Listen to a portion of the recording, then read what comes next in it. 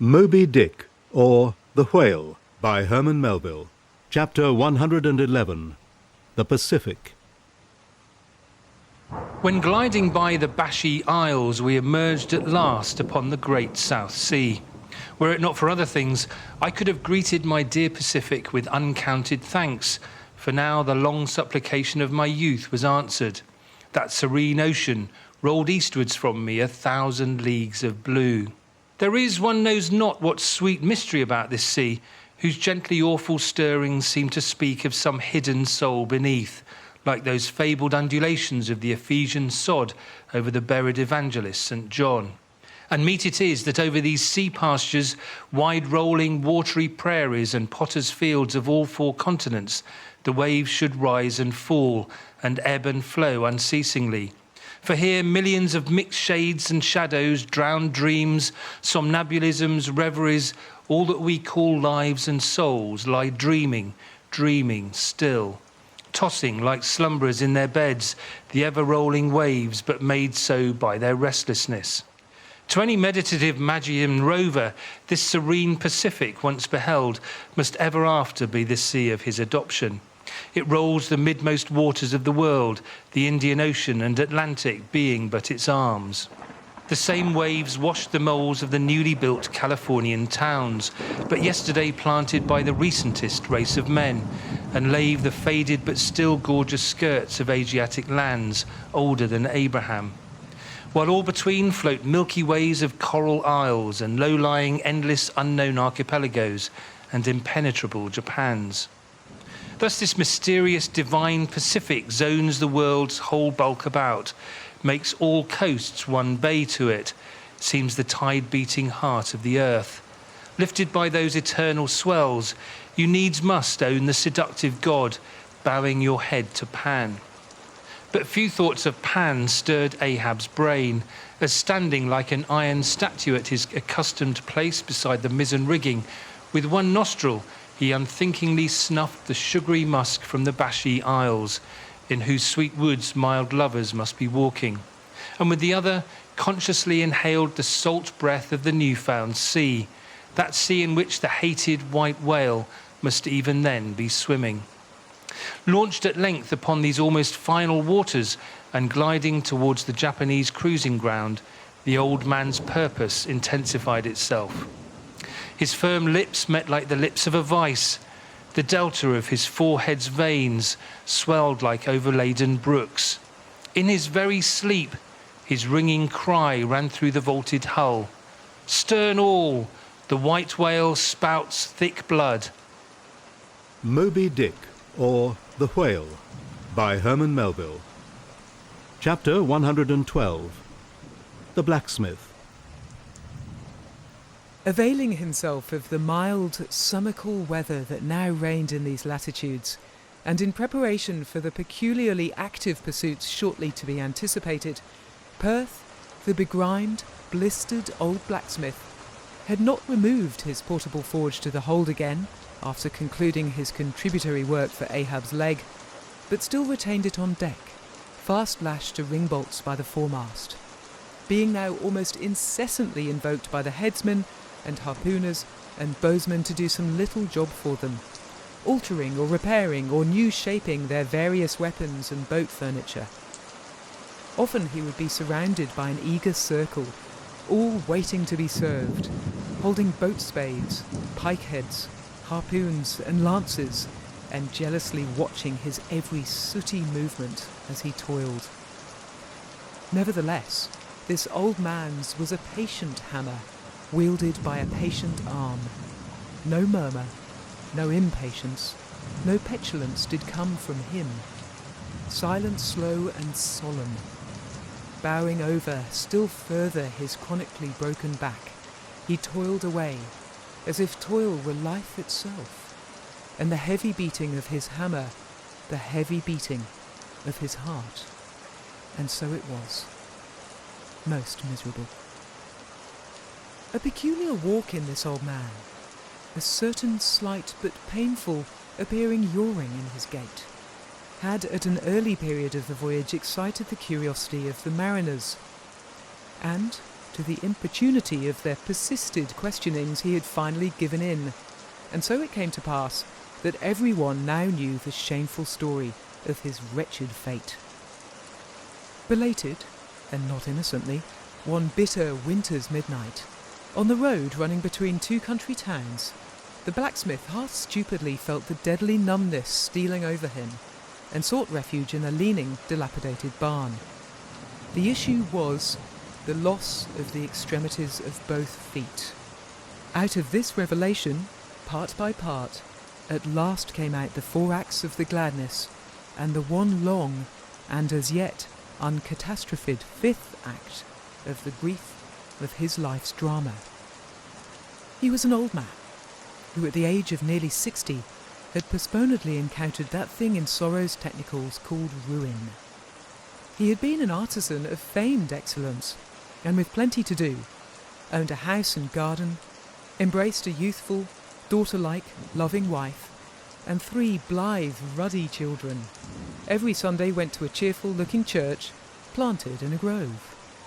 But one night, under cover of darkness, and further concealed in a most cunning disguisement, a desperate burglar slid into his happy home and robbed them all of everything. And darker yet to tell, the blacksmith himself did ignorantly conduct this burglar into his family's heart. It was the bottle conjurer. Upon the opening of that fatal cork, forth flew the fiend and shrivelled up his home. Now, for prudent, most wise, and economic reasons, the blacksmith's shop was in the basement of his dwelling, but with a separate entrance to it. So that always had the young and loving, healthy wife listened with no unhappy nervousness, but with vigorous pleasure to the stout ringing of her young-armed, old husband's hammer, whose reverberations, muffled by passing through the floors and walls, came up to her, not unsweetly, in her nursery, and so, to stout labour's iron lullaby, the blacksmith's infants were rocked to slumber. O woe on woe! O death, why canst thou not sometimes be timely? Hadst thou taken this old blacksmith to thyself ere his full ruin came upon him, then had the young widow had a delicious grief, and her orphans a truly venerable, legendary sire to dream of in their after years, and all of them a care-killing competency. But death plucked down some virtuous elder brother, on whose whistling daily toil solely hung the responsibilities of some other family, and left the worse than useless old man standing till the hideous rot of life should make him easier to harvest. Why tell the whole? The blows of the basement hammer every day grew more and more between, and each blow every day grew fainter than the last. The wife sat frozen at the window, with tearless eyes, glitteringly gazing into the weeping faces of her children. The bellows fell, the forge choked up with cinders, the house was sold, the mother dived down into the long churchyard grass, her children twice followed her thither, and the houseless, familyless old man staggered off a vagabond in crape, his every woe unreverenced, his grey head a scorn to flaxen curls. Death seems the only desirable sequel for a career like this, but death is only a launching into the region of the strange untried. It is but the first salutation to the possibilities of the immense remote, the wild, the watery, the unshored.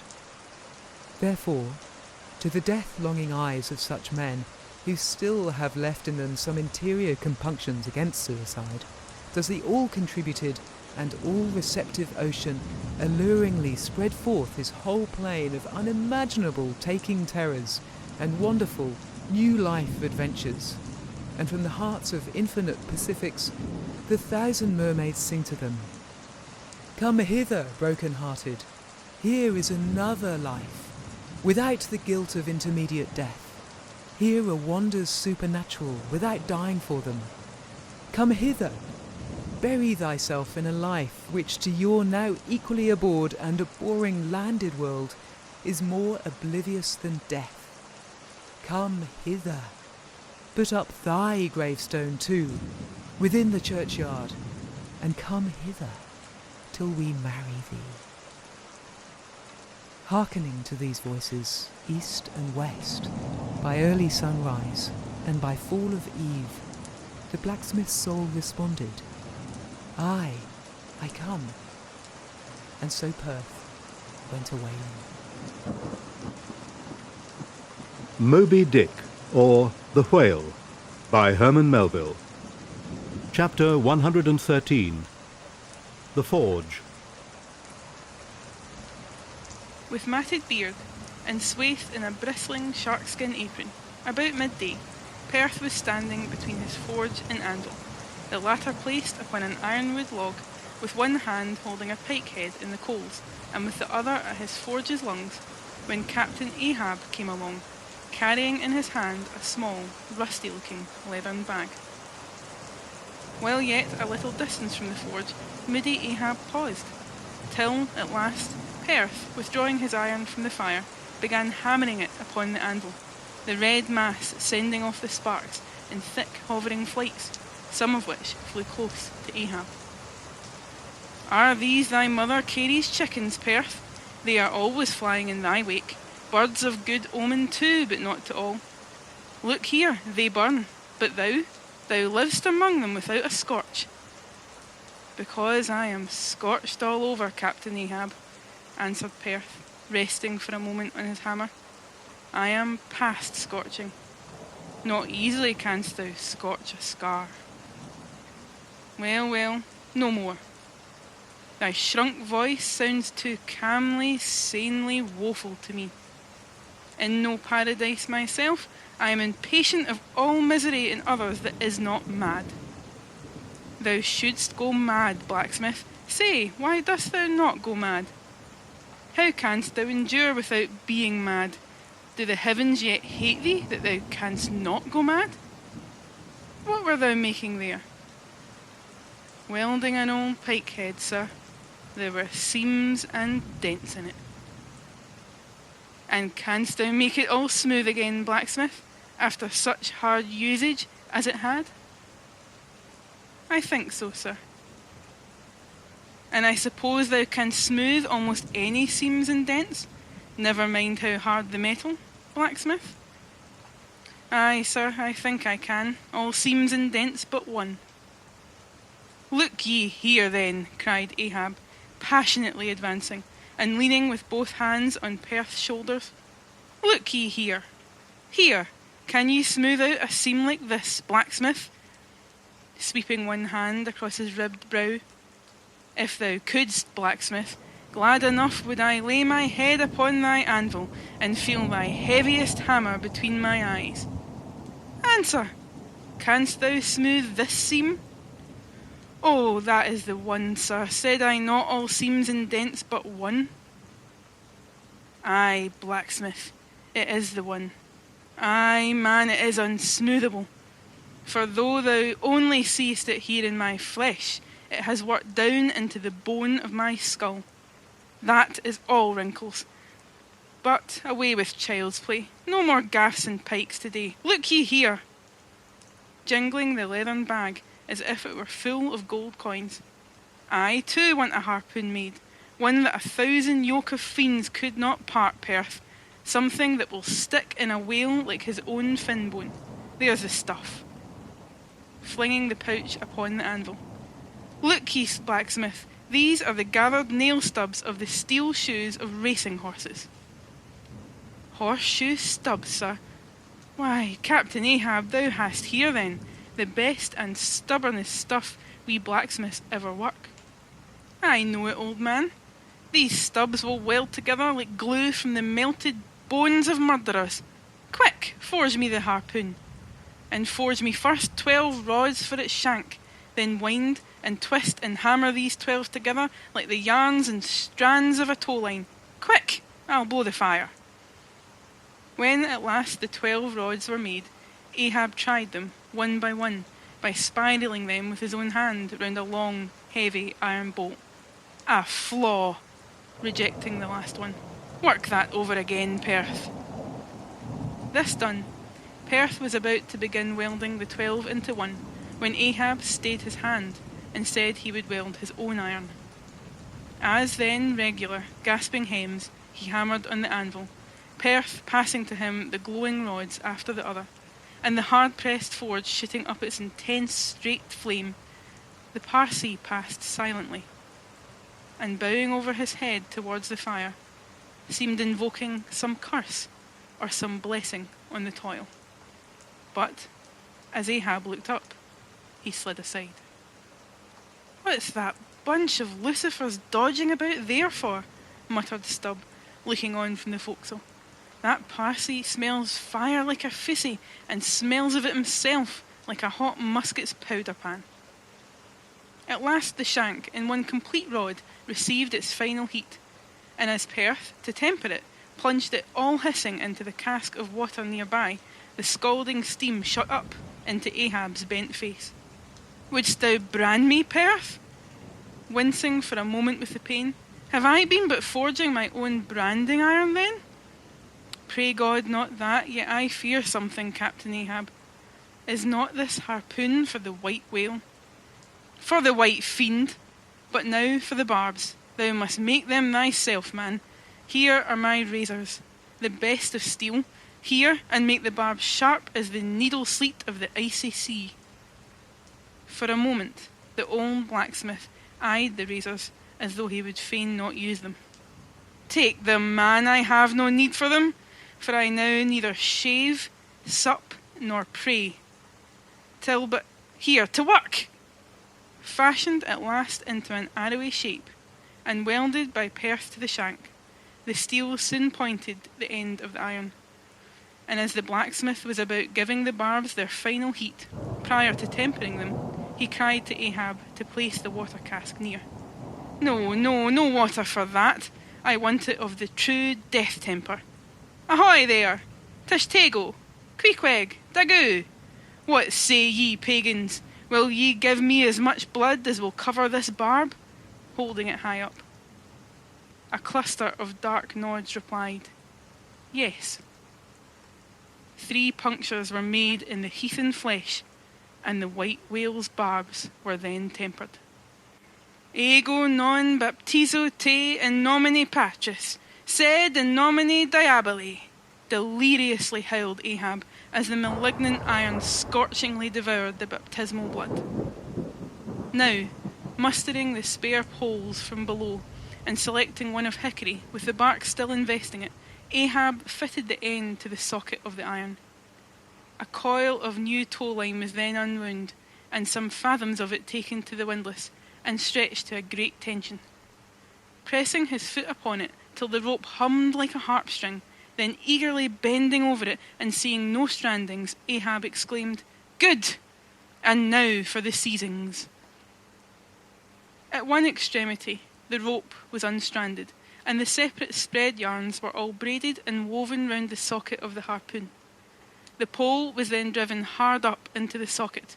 From the lower end, the rope was traced halfway along the pole's length, and firmly secured so, with intertwistings of twine.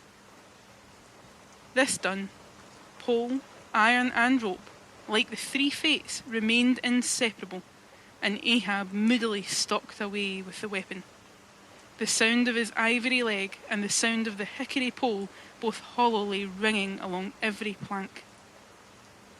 But ere he entered his cabin, light, unnatural, half-bantering, yet most piteous sound was heard. "Oh, pit thy wretched laugh, thy idle but unresting eye, all thy strange mummeries not unmeaningly blended with the black tragedy of the melancholy ship, and mocked it." Moby-Dick, or The Whale, by Herman Melville. Chapter 114. The Gilder. Penetrating further and further into the heart of the Japanese cruising ground, the Pequod was soon all astir in the fishery. Often, in mild, pleasant weather, for 12, 15, 18 and 20 hours on the stretch, they were engaged in the boats, steadily pulling or sailing or paddling after the whales, or for an interlude of 60 or 70 minutes calmly awaiting their uprising, though with but small success for their pains. At such times, under an abated sun, afloat all day upon smooth, slow, heaving swells, seated in his boat, light as a birch canoe, and so sociably mixing with the soft waves themselves, that like hearthstone cats they purr against the gunwale.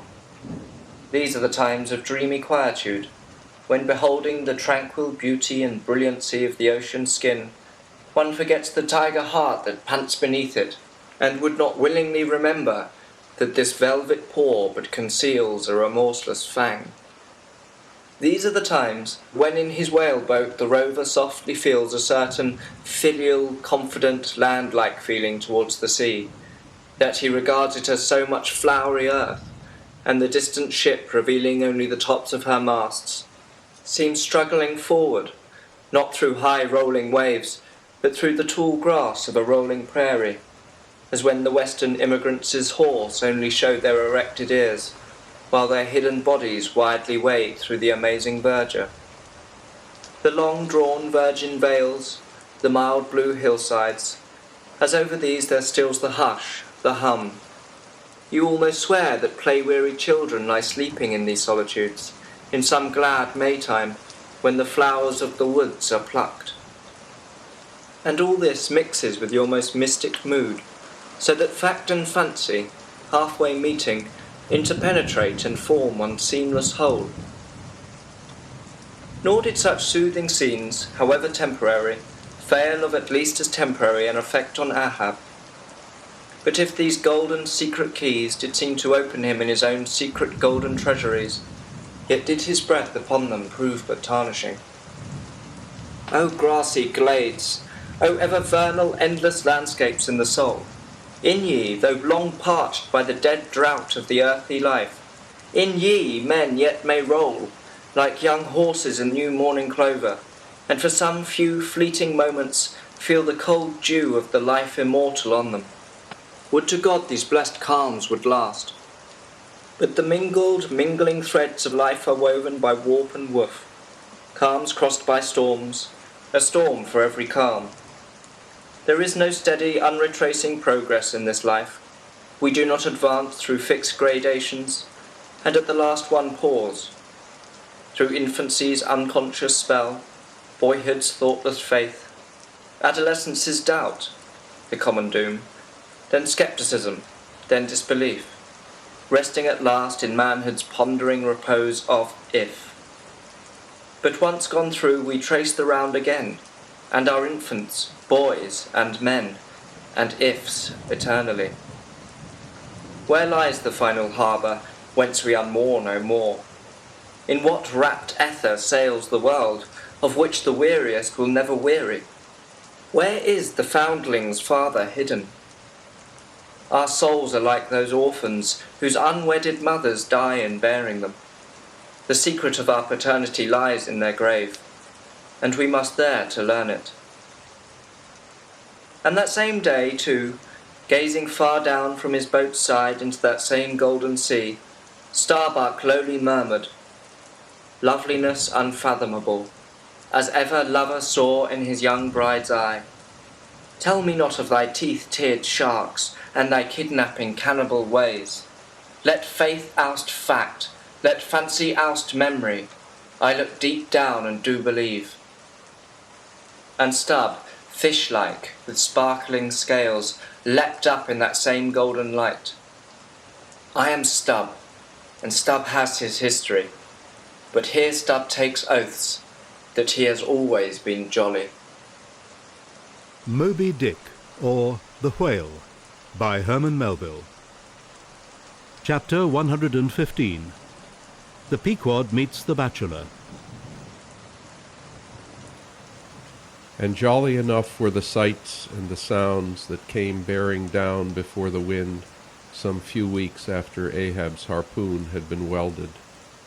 It was a Nantucket ship, the Bachelor, which had just wedged in her last cask of oil and bolted down her bursting hatches, and now, in glad holiday apparel, was joyously, though somewhat vaingloriously, sailing round among widely separated ships on the ground, previous to pointing her prow for home. The 3 men in her masthead wore long streamers of narrow red bunting at their hats. From the stern, the whaleboat was suspended, bottom down, and hanging captive from the bowsprit was seen a long lower jaw from the last whale they had slain. Signals, ensigns, and jacks of all colors were flying from her rigging on every side. Sideways, lashed in each of her 3 basketed tops, were 2 barrels of sperm, above which, in her topmast crosstrees, you saw slender breakers of the same precious fluid. And nailed to her main truck was a brazen lamp. As was afterwards learned, the bachelor had met with a most surprising success, all the more wonderful, for that while cruising the same seas, numerous other vessels had gone entire months without securing a single fish. Not only had barrels of beef and bread been given away to make room for the far more valuable sperm, but additional supplemental casks had been bartered for from ships she had met, and these were stowed along the deck and in the captain's and officers' staterooms. Even the cabin table had been knocked into kindling wood, and the cabin mess dined off the broad head of an oil butt, lashed down to the floor for a centerpiece. In the forecastle, the sailors had actually caulked and pitched their chests and filled them. It was humorously added that the cook had clapped a head on his largest boiler and filled it, that the steward had plugged his spare coffee pot and filled it, that the harpooneers had headed the sockets of their irons and filled them, that indeed everything was filled with sperm except the captain's pantaloons pockets, and those he reserved to thrust his hands into in self-complacent testimony of his entire satisfaction. As this glad ship of good luck bore down upon the moody Pequod, the barbarian sound of enormous drums came from her forecastle, and drawing still nearer, a crowd of her men were seen standing round her huge tripods, which, covered with parchment-like poke or stomach skin from the blackfish, gave forth a loud roar to every stroke of the clenched hands of the crew. On the quarter-deck, the mates and harpooneers were dancing with the olive-hued girls who had eloped with them from Polynesian isles, while suspended in an ornamented boat firmly secured aloft between foremast and mainmast, 3 Long Island Negroes with glittering fiddle bows of whale ivory were presiding over the hilarious jig. Meanwhile, others of the ship's company were tumultuously busy at the masonry of the try-works, from which the huge pots had been removed. You would have almost thought that they were pulling down the cursed Bastille, such wild cries they raised, as the now useless brick and mortar were being hurled into the sea.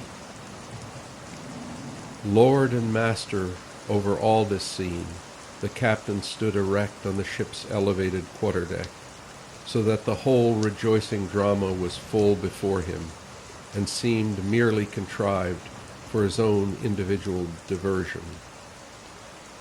And Ahab, he too was standing on his quarterdeck, shaggy and black, with a stubborn gloom, and as the 2 ships crossed each other's wakes, one all jubilations for things past, the other all forebodings as to things to come, their 2 captains in themselves impersonated the whole striking contrast of the scene. "Come aboard! Come aboard!" cried the gay bachelor's commander, lifting a glass and a bottle in the air. "Hast seen the white whale?" Gritted Ahab in reply. "No, only heard of him, but don't believe in him at all," said the other good-humoredly. "Come aboard!" Thou art too damn jolly. Sail on. Hast lost any men? Not enough to speak of. 2 islanders, that's all. But come aboard, old Hardy, come along. I'll soon take that black from your brow. Come along, will ye? Merry's the play. A full ship and homeward bound. How wondrous familiar is a fool, muttered Ahab. Then aloud, Thou art a full ship and homeward bound, thou sayest. Well then, call me an empty ship and outward bound. So go thy ways and I will mine. Forward there, set all sail, and keep her to the wind. And thus, while one ship went cheerily before the breeze, the other stubbornly fought against it. And so the 2 vessels parted, the crew of the Pequod looking with grave, lingering glances toward the receding bachelor, but the bachelor's men never heeding their gaze for the lively reverie they were in. And as Ahab, leaning over the taffrail, eyed the homeward-bound craft, he took from his pocket a small vial of sand, and then, looking from the ship to the vial, seemed thereby bringing 2 remote associations together, for that vial was filled with Nantucket soundings. Moby-Dick, or The Whale, by Herman Melville. Chapter 116. The Dying Whale. Not seldom in this life, when on the right side fortune's favourite sail close by us, we, though all adroop before, catch somewhat of the rushing breeze, and joyfully feel our bagging sails fill out. So seemed it with the Pequod. For next day, after encountering the gay bachelor, whales were seen, and 4 were slain, and one of them by Ahab. It was far down the afternoon, and when all the spearings of the crimson fight were done, and floating in the lovely sunset sea and sky, sun and whale both stilly died together. Then such a sweetness and such plaintiveness, such inwreathing orisons curled up in that rosy air, that it almost seemed as if far over from the deep green convent valleys of the Manila Isles, the Spanish land breeze, wantonly turned sailor, had gone to sea, freighted with these vesper hymns. Soothed again, but only soothed to deeper gloom, Ahab, who had sterned off from the whale, sat intently watching his final wanings from the now tranquil boat.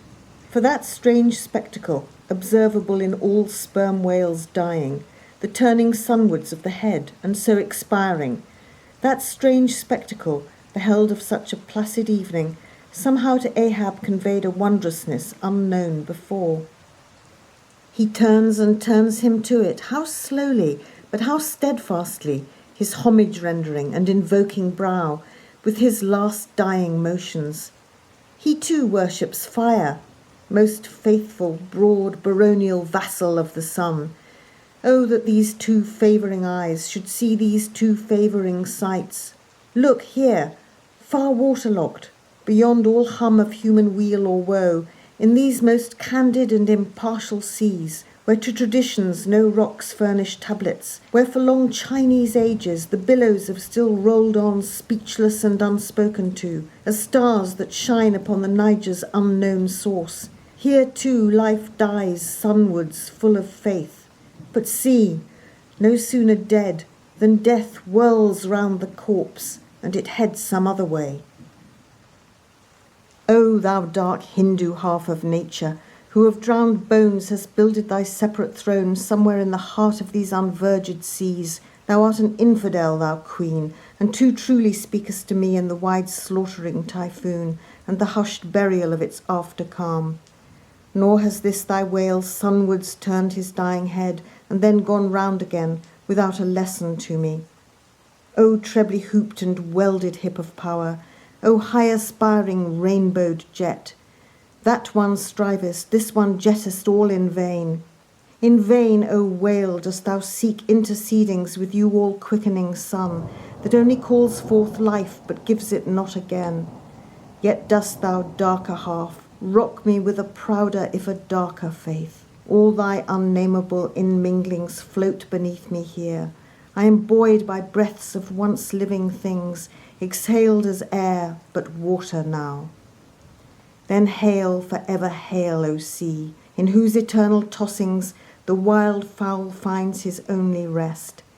Born of earth, yet suckled by the sea, though hill and valley mothered me, ye billows are my foster brothers. Moby-Dick, or The Whale, by Herman Melville. Chapter 117. The Whale Watch. The 4 whales slain that evening had died wide apart, one far to windward, one less distant to leeward, one ahead, one astern. These last 3 were brought alongside ere nightfall, but the windward one could not be reached till morning, and the boat that had killed it lay by its side all night. That boat was Ahab's. The waif pole was thrust upright into the dead whale's spout hole, and the lantern hanging from its top cast a troubled, flickering glare upon the black, glossy back, and far out upon the midnight waves, which gently chafed the whale's broad flank like soft surf upon a beach. Ahab and all his boat's crew seemed asleep but the Parsee, who, crouching in the bow, sat watching the sharks that spectrally played round the whale and tapped the light cedar planks with their tails. A sound like the moaning in squadrons over asphaltites of unforgiven ghosts of Gomorrah ran shuddering through the air. Started from his slumbers, Ahab, face to face, saw the Parsee, and hooped round by the gloom of the night, they seemed the last men in a flooded world. "I have dreamed it again," said he. "Of the hearses, have I not said, old man, that neither hearse nor coffin can be thine?" "And who are the hearse that die on the sea?" "But I said, old man, that ere thou couldst die on this voyage, 2 hearses must verily be seen by thee on the sea, the first not made by mortal hands, and the visible wood of the last one must be grown in America." "Aye, aye, a strange sight that, Parsee, a hearse and its plumes floating over the ocean with the waves for the pallbearers. Ha! Such a sight we shall not soon see." "Believe it or not, thou canst not die till it be seen, old man." "And what was that saying about thyself?" "Though it come to the last, I shall still go before thee, thy pilot. And when thou art so gone before, if ever that befall, then ere I can follow thou must still appear to me, to pilot me still. Was it not so? Well then, did I believe all ye say, O my pilot. I have here 2 pledges, that I shall yet slay Moby-Dick and survive it." "Take another pledge, old man," said the Parsee, as his eyes lighted up like fireflies in the gloom. "Hemp only can kill thee." "The gallows, ye mean? I am immortal then, on land and on sea," cried Ahab with a laugh of derision. "Immortal, on land and on sea." Both were silent again, as one man. The grey dawn came on, and the slumbering crew arose from the boat's bottom, and ere noon the dead whale was brought to the ship. Moby-Dick, or The Whale, by Herman Melville. Chapter 118. The Quadrant. The season for the line at length drew near, and every day when Ahab, coming from his cabin, cast his eyes aloft, the vigilant helmsman would ostentatiously handle his spokes, and the eager mariners quickly run to the braces, and would stand there with all their eyes centrally fixed on the nailed doubloon, impatient for the order to point the ship's prow for the equator. In good time the order came. It was hard upon high noon, and Ahab, seated in the bows of his high-hoisted boat, was about taking his wonted daily observation of the sun to determine his latitude. Now in that Japanese sea, the days in summer are as freshets of effulgences. That unblinkingly vivid Japanese sun seems the blazing focus of the glassy ocean's immeasurable burning glass. The sky looks lacquered. Clouds there are none. The horizon floats. And this nakedness of unrelieved radiance is as the insufferable splendours of God's throne.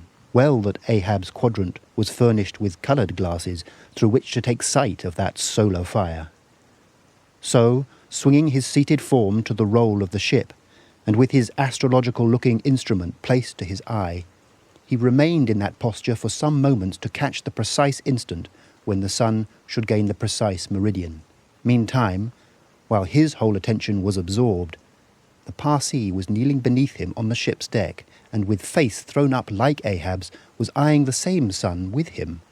Only the lids of his eyes half hooded their orbs, and his wild face was subdued to an earthly passionlessness. At length the desired observation was taken, and with his pencil upon his ivory leg, Ahab soon calculated what his latitude must be at that precise instant. Then, falling into a moment's reverie, he again looked up towards the sun and murmured to himself, "Thou sea mark, thou high and mighty pilot, thou tellest me truly where I am, but canst thou cast the least hint where I shall be? Or canst thou tell where some other thing besides me is this moment living? Where is Moby-Dick? This instant thou must be eyeing him. These eyes of mine look into the very eye that is even now beholding him. Aye, and into the eye that is even now equally beholding the objects on the unknown thither side of thee, thou sun." Then gazing at his quadrant, and handling one after the other its numerous cabalistical contrivances, he pondered again and muttered, "Foolish toy, baby's plaything of haughty admirals and commodores and captains. The world brags of thee, of thy cunning and might. But what, after all, canst thou do but tell the poor, pitiful point where thou thyself happenest to be on this wide planet, and the hand that holds thee, no, not one jot more? Thou canst not tell where one drop of water or one grain of sand will be tomorrow noon. And yet with thy impotence thou insultest the sun. Science. Curse thee, thou vain toy, and cursed be all the things that cast man's eyes aloft to that heaven, whose live vividness but scorches him, as these old eyes are even now scorched with thy light, O sun. Level by nature to this earth's horizon are the glances of man's eyes, not shot from the crown of his head as if God had meant him to gaze on his firmament. Curse thee, thou quadrant, dashing it to the deck. No longer will I guide my earthly way by thee. The level ship's compass and the level dead reckoning, by log and by line, these shall conduct me and show me my place on the sea. Aye, lighting from the boat to the deck. Thus I trample on thee, thou paltry thing that feebly pointest on high. Thus I split and destroy thee." As the frantic old man thus spoke, and thus trampled with his live and dead feet, a sneering triumph that seemed meant for Ahab, and a fatalistic despair that seemed meant for himself, these passed over the mute, motionless Parsee's face. Unobserved, he rose and glided away, while, awestruck by the aspect of their commander, the seamen clustered together on the forecastle, till Ahab, troubledly pacing the deck, shouted out, "To the braces! Up helm! Square in!" In an instant the yards swung round, and as the ship half wheeled upon her heel, her three firm-seated, graceful masts erectly poised upon her long, ribbed hull seemed as the three Horatii, pirouetting on one sufficient steed. Standing between the knightheads, Starbuck watched the Pequod's tumultuous way, and Ahab's also, as he went lurching along the deck. I have sat before the dense coal fire and watched it all aglow, full of its tormented, flaming life. And I have seen it wane at last, down, down to dumbest dust. Old man of oceans, of all this fiery life of thine, what will at length remain but one little heap of ashes? "Aye," cried Stubb, "but sea coal ashes. Mind ye that, Mr. Starbuck. Sea coal, not your common charcoal." Well, well, I heard Ahab mutter, "Here someone thrusts these cards into these old hands of mine, swears that I must play them and no others. And damn me, Ahab, but thou actest right. Live in the game, and die in it." Moby-Dick, or The Whale, by Herman Melville. Chapter 119. The Candles.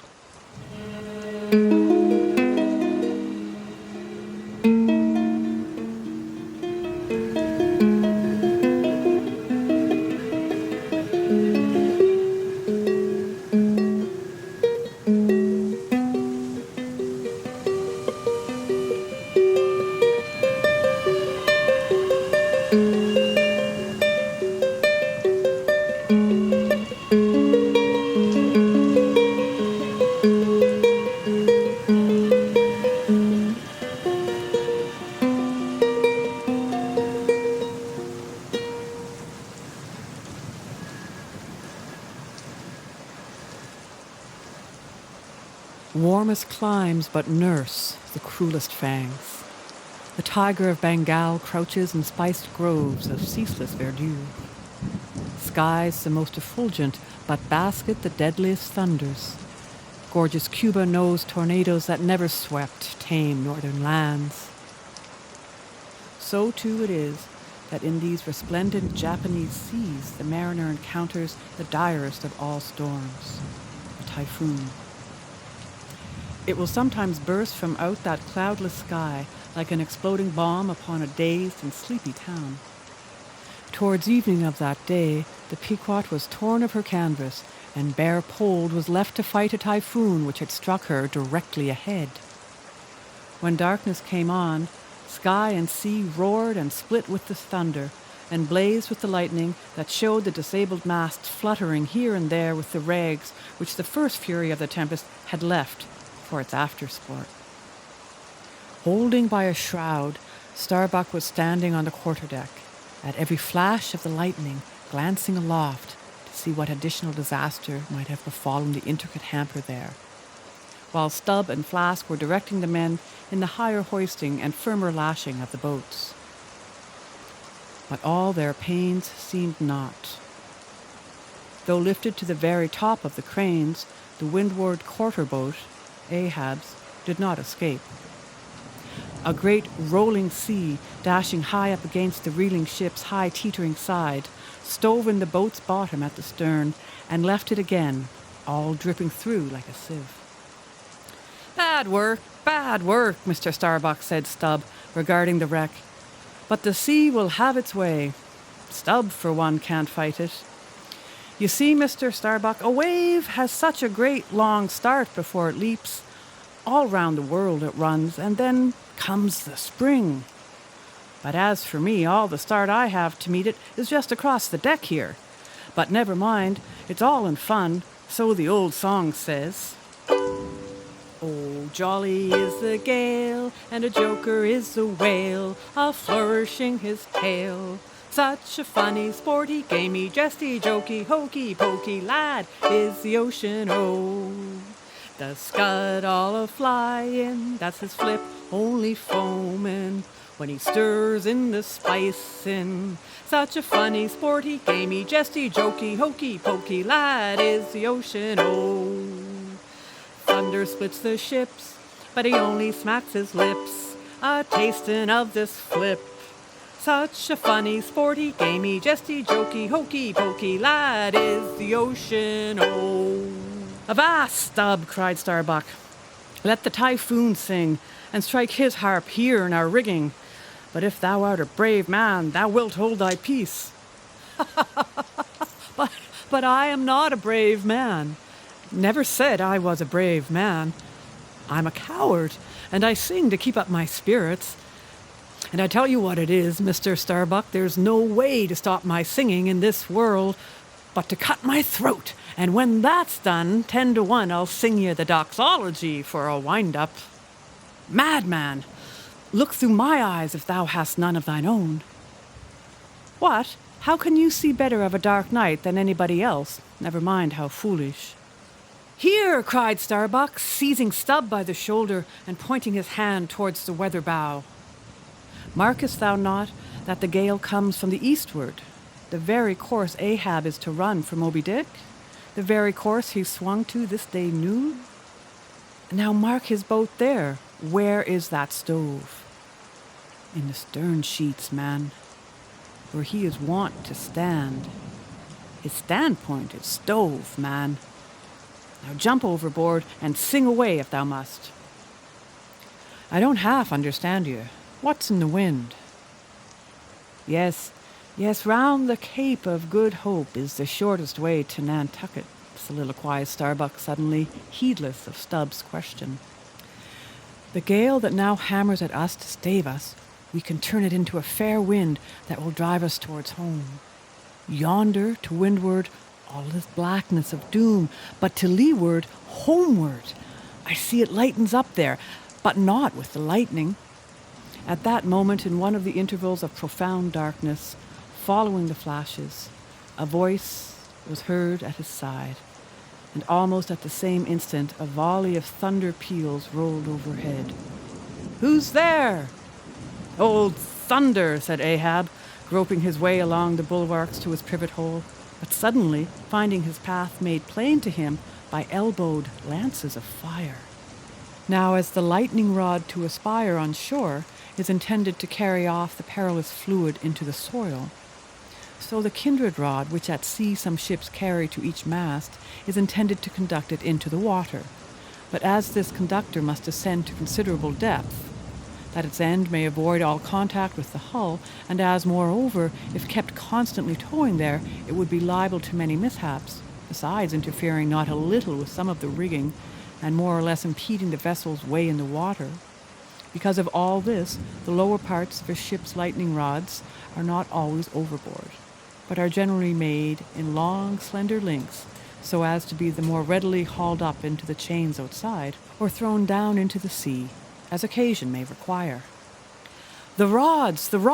Cried Starbuck to the crew, suddenly admonished to vigilance by the vivid lightning that had just been darting flambeaux to light Ahab to his post. "Are they overboard? Drop them over, fore and aft, quick!"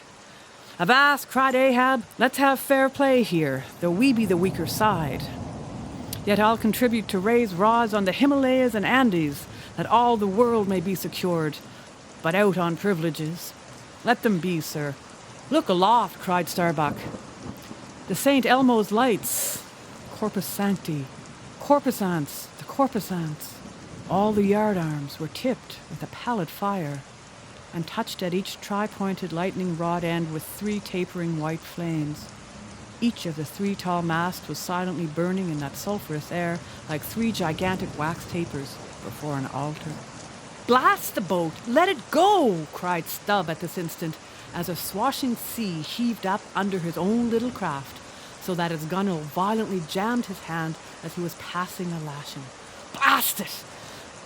But slipping backward on the deck, his uplifted eyes caught the flames, and immediately shifting his tone, he cried, "The Corpusants, have mercy on us all." To sailors, oaths are household words. They will swear in the trance of the calm and in the teeth of the tempest. They will imprecate curses from the topsail yard arms when they most teeter over into a seething sea. But in all my voyagings, seldom have I heard a common oath when God's burning finger has been laid on the ship, when his mene tekel upharsin has been woven into the shrouds and the cordage. While this pallidness was burning aloft, few words were heard from the enchanted crew, who in one thick cluster stood on the forecastle, all their eyes gleaming in that pale phosphorescence, like a faraway constellation of stars. Relieved against the ghostly light, the gigantic jet negro Daggoo loomed up to thrice his real stature, and seemed the black cloud from which the thunder had come. The parted mouth of Tashtego revealed his shark white teeth, which strangely gleamed as if they too had been tipped by corpusants. While lit up by the preternatural light, Queequeg's tattooing burned like satanic blue flames on his body. The tableau all waned at last with the pallidness aloft, and once more the Pequod and every soul on her decks were wrapped in a pall. A moment or two passed when Starbuck, going forward, pushed against someone. It was Stubb. "What thinkest thou now, man? I heard thy cry. It was not the same in the song." No, it wasn't. I said the Corpusants have mercy on us all, and I hope they will still. But do they only have mercy on long faces? Have they no bowels for a laugh? And look ye, Mr. Starbuck, oh, but it's too dark to look. Hear me then. I take that masthead flame we saw for a sign of good luck. For those masts are rooted in a hold that is going to be chock-a-block with sperm oil, do you see? And so all that sperm will work up into the masts like sap in a tree. Yes, our 3 masts will yet be as 3 spermaceti candles. That's the good promise we saw. At that moment, Starbuck caught sight of Stubbs' face, slowly beginning to glimmer into sight. Glancing upwards, he cried, "See! See!" And once more the high, tapering flames were beheld with what seemed redoubled supernaturalness in their pallor. "The Corpusants have mercy on us all!" cried Stubb again. At the base of the mainmast, full beneath the doubloon and the flame, the Parsee was kneeling in Ahab's front, but with his head bowed away from him, while nearby, from the arched and overhanging rigging, where they had just been engaged securing a spar, a number of the seamen, arrested by the glare, now cohered together and hung pendulous, like a knot of numbed wasps from a drooping orchard twig, in various enchanted attitudes, like the standing or stepping or running skeletons in Herculaneum. Others remained rooted to the deck, but all their eyes upcast. "Aye, aye, men," cried Ahab, "look up at it. Mark it well. The white flame but lights the way to the white whale. Hand me those mainmast links there. I would fain feel this pulse, and let mine beat against it, blood against fire. So." Then turning, the last link held fast in his left hand, he put his foot upon the Parsee, and with fixed upward eye and high-flung right arm, he stood erect before the lofty, tri-pointed trinity of flames.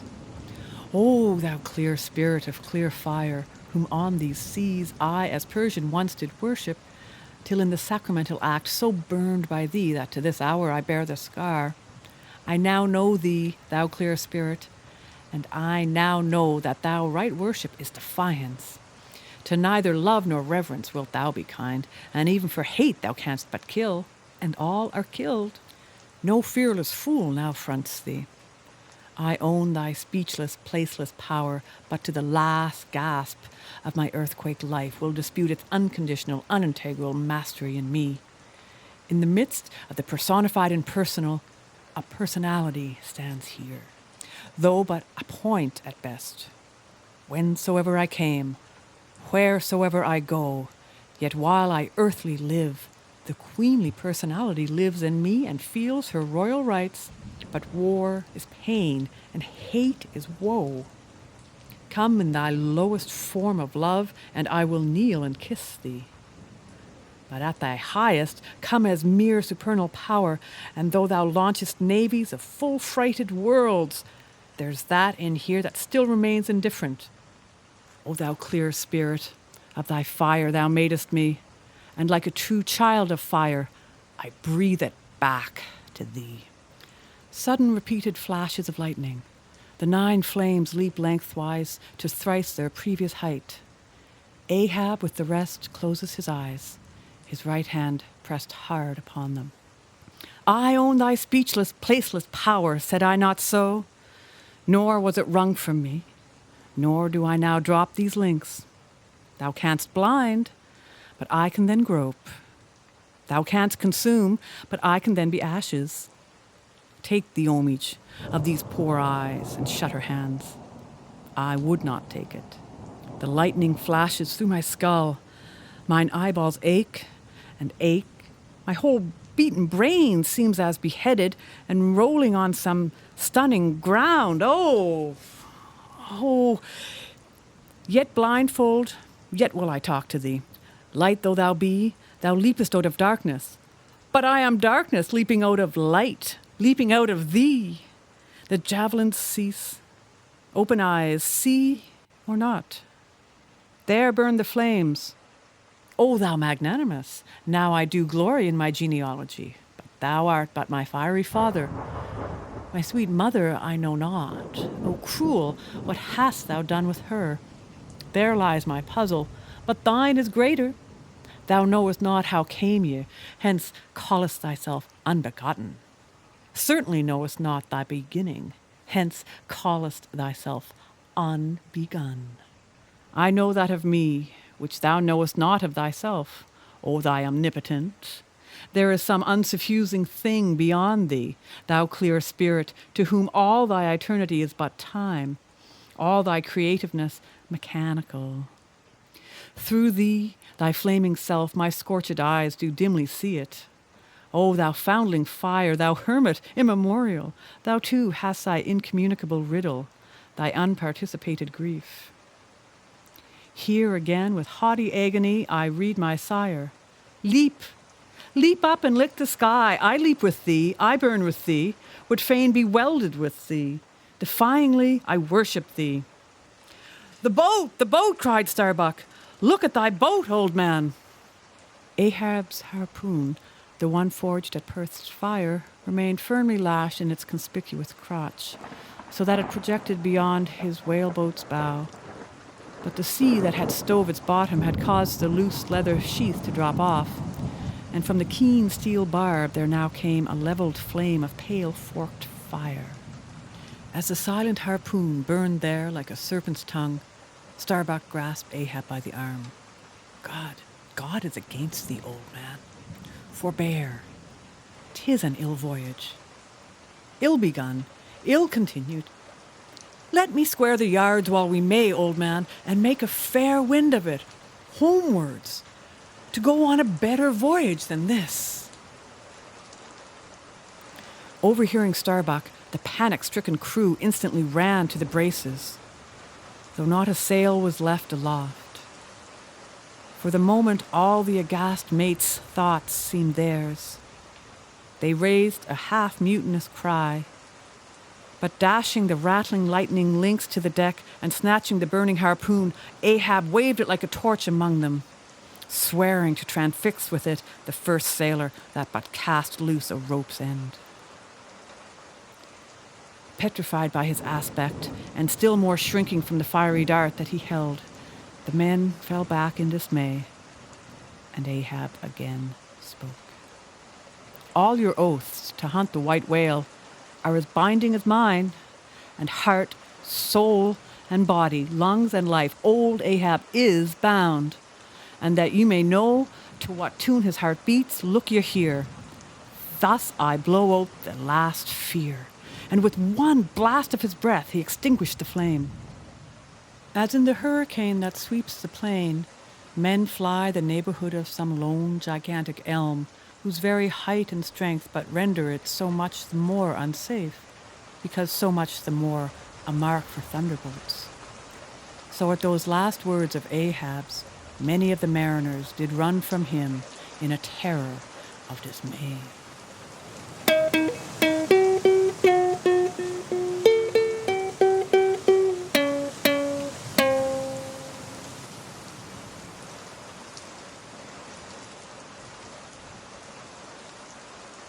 Moby-Dick, or The Whale, by Herman Melville.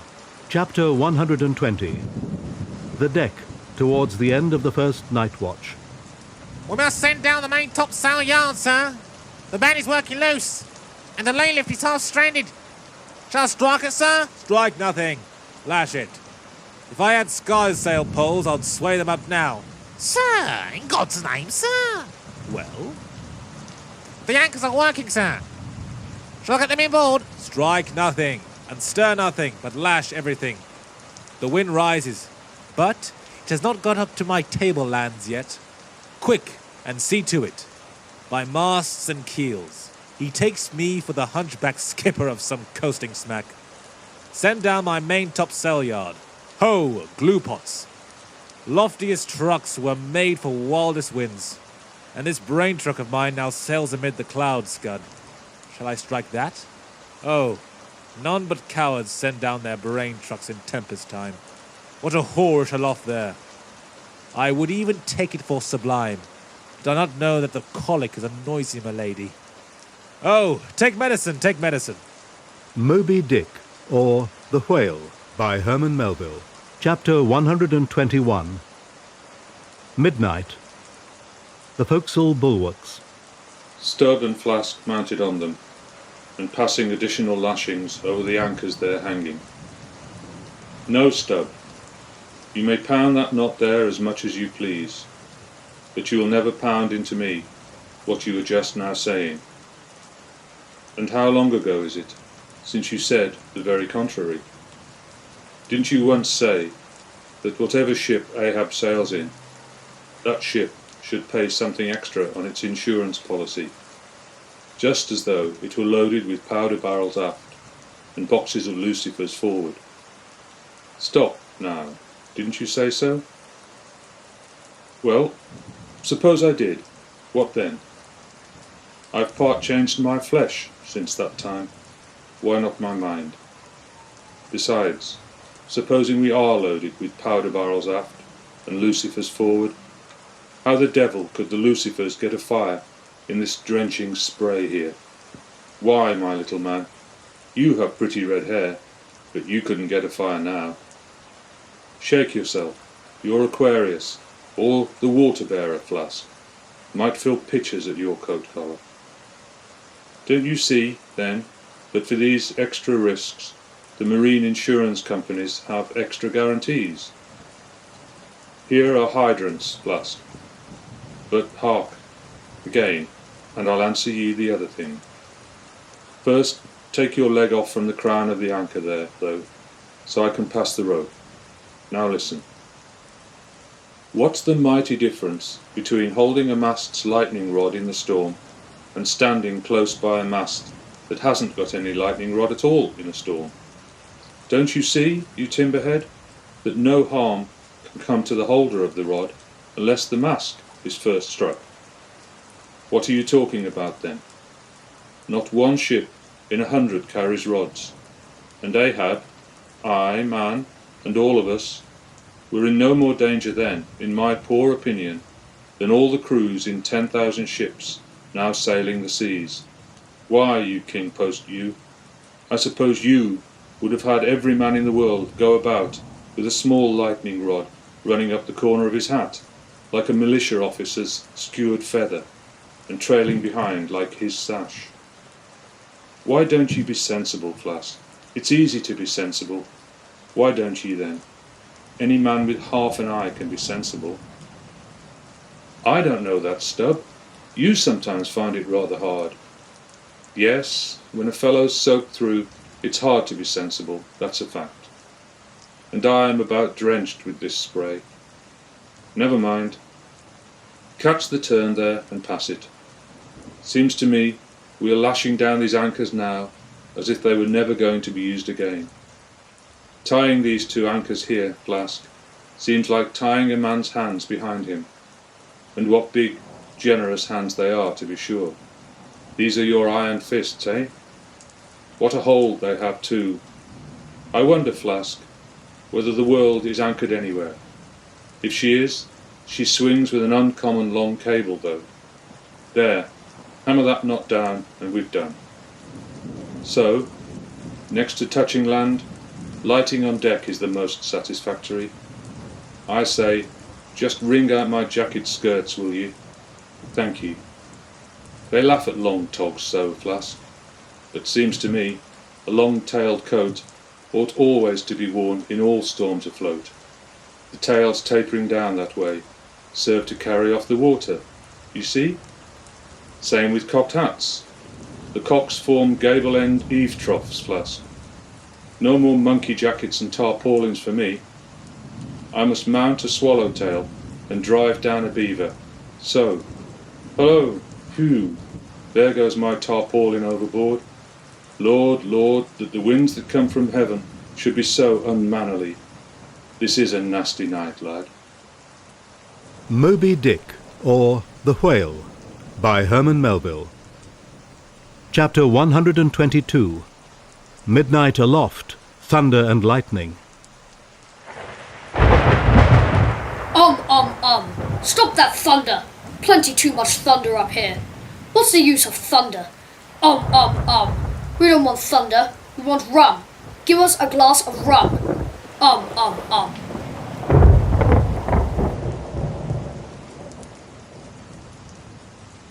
Moby-Dick, or The Whale, by Herman Melville. Chapter 123. The Musket. During the most violent shocks of the typhoon, the man at the Pequod's jawbone tiller had several times been reelingly hurled to the deck by its spasmodic motions, even though preventer tackles had been attached to it, for they were slack, because some play to the tiller was indispensable. In a severe gale like this, while the ship is but tossed shuttlecock to the blast, it is by no means uncommon to see the needles in the compasses at intervals go round and round. It was thus with the Pequods.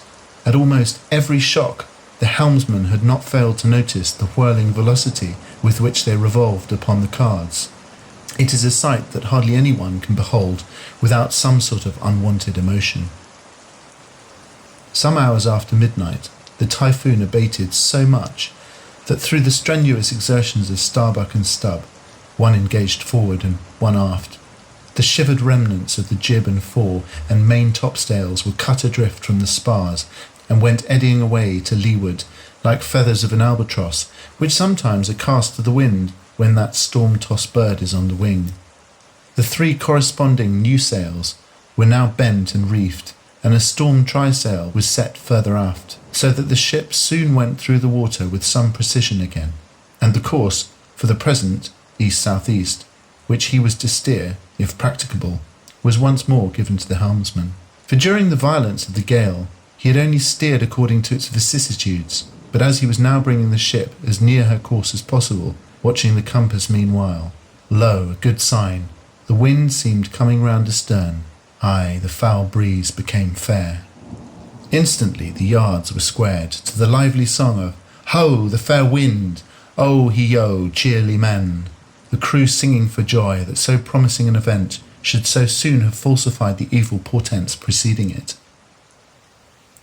In compliance with the standing order of his commander to report immediately and at any one of the 24 hours any decided change in the affairs of the deck, Starbuck had no sooner trimmed the yards to the breeze, however reluctantly and gloomily, than he mechanically went below to apprise Captain Ahab of the circumstance.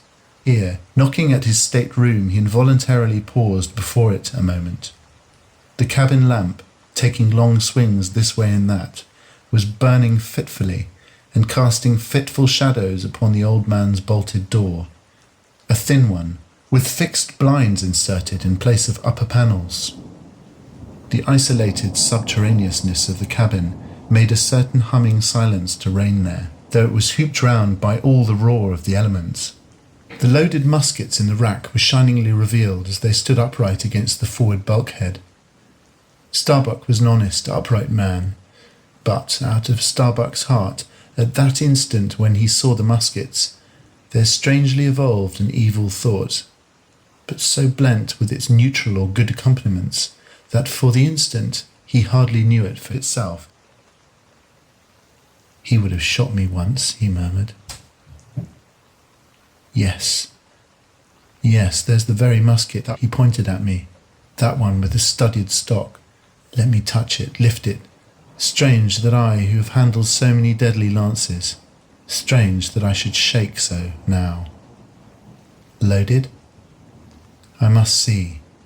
Aye, and the powder in the pan, that's not good. Best I spill it? Wait, I'll cure myself of this. I'll hold the musket boldly while I think. I'll come to report a fair wind to him. But how fair? Fair for death and doom? That's fair for Moby-Dick. It's a fair wind that's only fair for the accursed fish. That very tube, he pointed at me, the very one, this one, I hold it here. He would have killed me with the very thing I handle now. Aye, and he would fain kill all his crew. Does he not say he will not strike his spars to any gale? Has he not dashed his heavenly quadrant? And in these same perilous seas gropes he not his way by mere dead reckoning of the error-abounding log? And in this very typhoon, did he not swear that he would have no lightning rods? But shall this crazed old man be tamely suffered to drag a whole ship's company down to doom with him? Yes, it would make him the witful murderer of 30 men and more if this ship came to any deadly harm, and come to deadly harm my soul swears this ship will, if Ahab have his way. If, then, he were in this instant put aside, that crime would not be his. Ha! Is he muttering in his sleep? Yes, just there, in there, he's sleeping. Sleeping? Ay, but still alive, and soon awake again.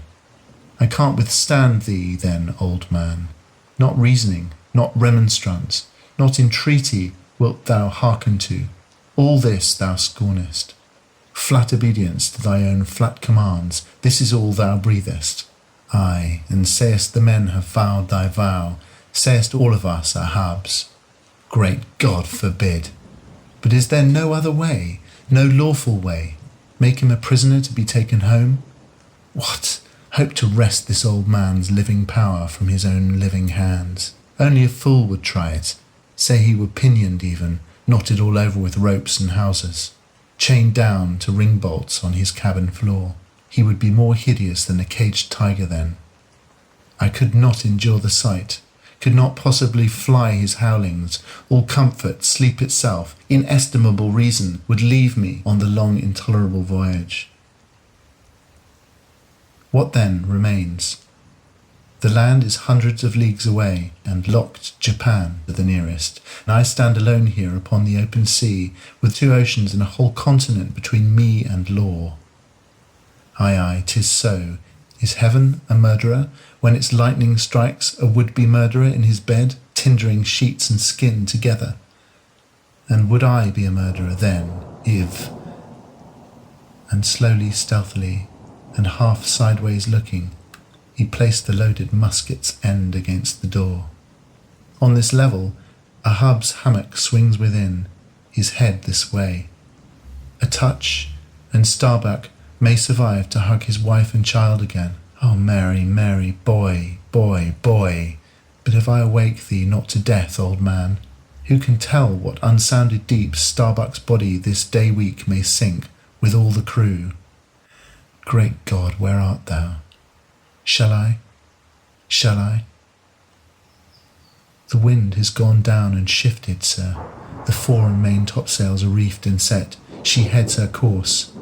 Stern all, O Moby-Dick, I clutch thy heart at last. Such were the sounds that now came hurtling from out the old man's tormented sleep, as if Starbuck's voice had caused the long dumb dream to speak. The yet levelled musket shook like a drunkard's arm against the panel. Starbuck seemed wrestling with an angel, but turning from the door, he placed the death tube in its rack and left the place. He's too sound asleep, Mr. Stubb. Go thou down and wake him and tell him. I must see to the deck here. Thou knowest what to say. Moby-Dick, or The Whale, by Herman Melville.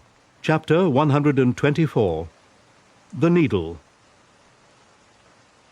Next morning, the not yet subsided sea rolled in long, slow billows of mighty bulk, and striving in the Pequod's gurgling track, pushed her on like giants' palms outspread.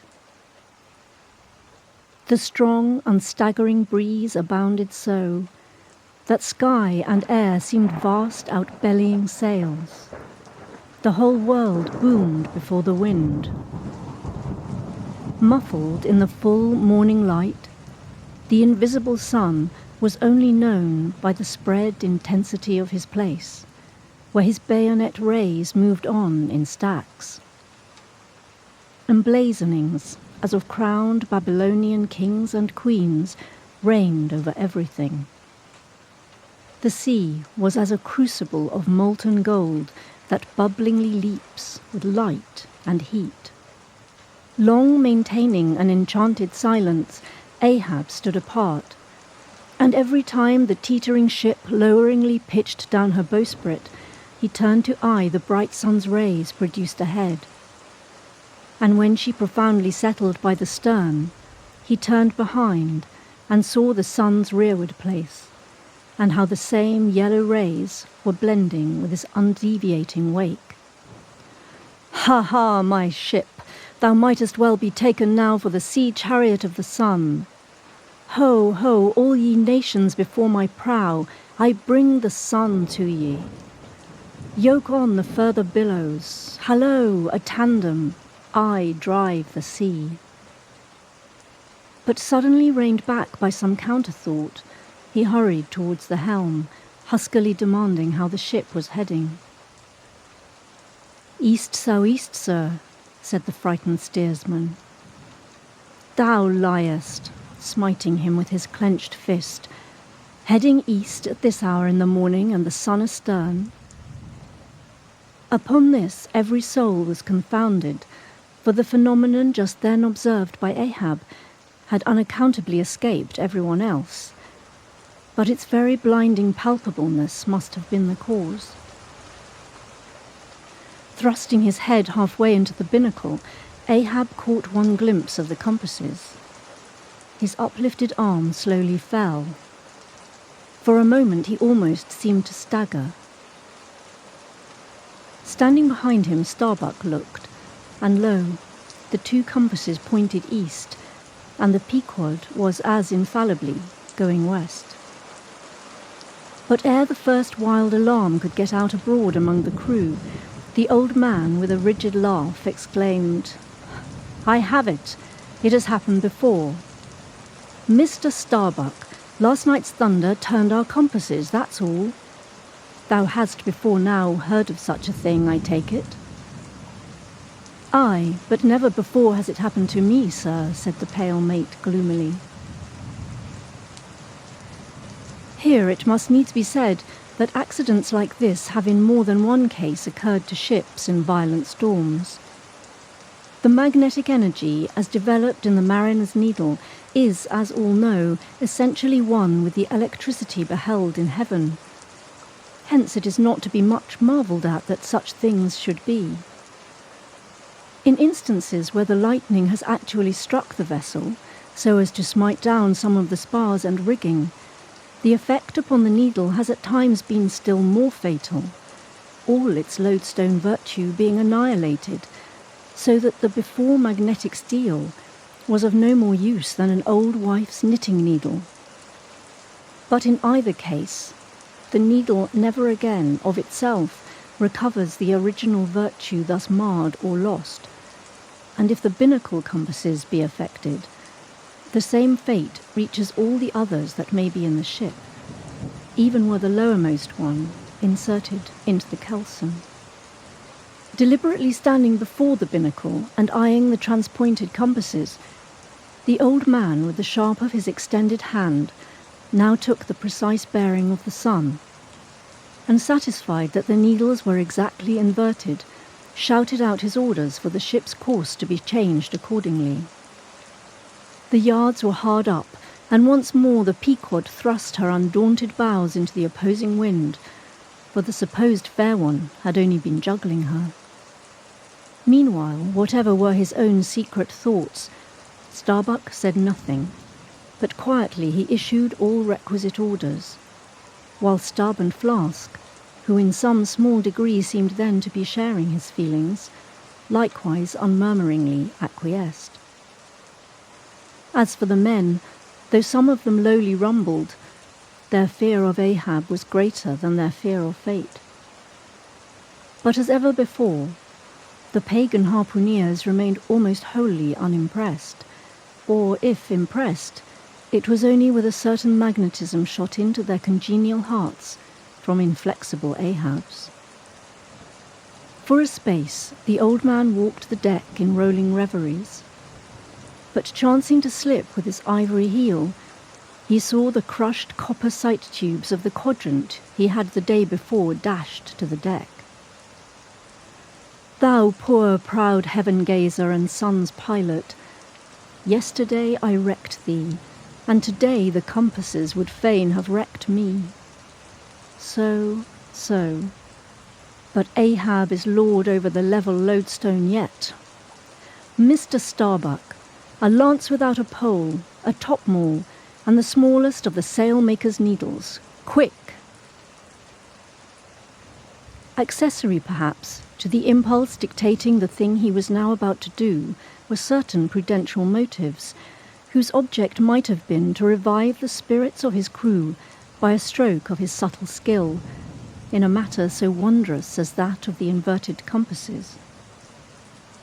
Besides, the old man well knew that to steer by transpointed needles, though clumsily practicable, was not a thing to be passed over by superstitious sailors without some shudderings and evil portents.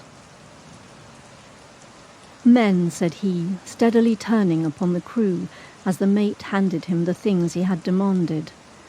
"My men, the thunder turned old Ahab's needles, but out of this bit of steel Ahab can make one of his own that will point as true as any." Abashed glances of servile wonder were exchanged by the sailors as this was said, and with fascinated eyes they awaited whatever magic might follow. But Starbuck looked away.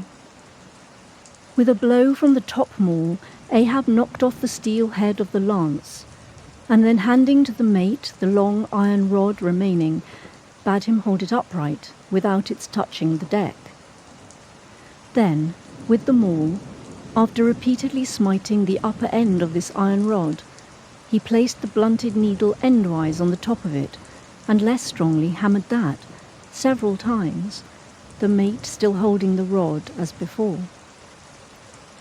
Then going through some small strange motions with it, whether indispensable to the magnetizing of the steel or merely intended to augment the awe of the crew is uncertain, he called for linen thread, and moving to the binnacle, slipped out the 2 reversed needles there, and horizontally suspended the sail needle by its middle over one of the compass cards. At first the steel went round and round, quivering and vibrating at either end, but at last it settled to its place. When Ahab, who had been intently watching for this result, stepped frankly back from the binnacle, and pointing his stretched arm towards it, exclaimed, "Look ye for yourselves, if Ahab be not the lord of the level lodestone. The sun is east, and that compass swears it." One after another they peered in, for nothing but their own eyes could persuade such ignorance as theirs. And one after another they slunk away. In his fiery eyes of scorn and triumph, you then saw Ahab in all his fatal pride. Moby-Dick, or The Whale, by Herman Melville. Chapter 125. The Log and Line. While now the fated Pequod had been so long afloat this voyage, the log and line had but very seldom been in use. Owing to a confident reliance upon other means of determining the vessel's place, some merchantmen and many whalemen, especially when cruising, wholly neglect to heave the log, though at the same time, and frequently more for form's sake than anything else, regularly put down upon the customary slate the course steered by the ship, as well as the presumed average rate of progression every hour.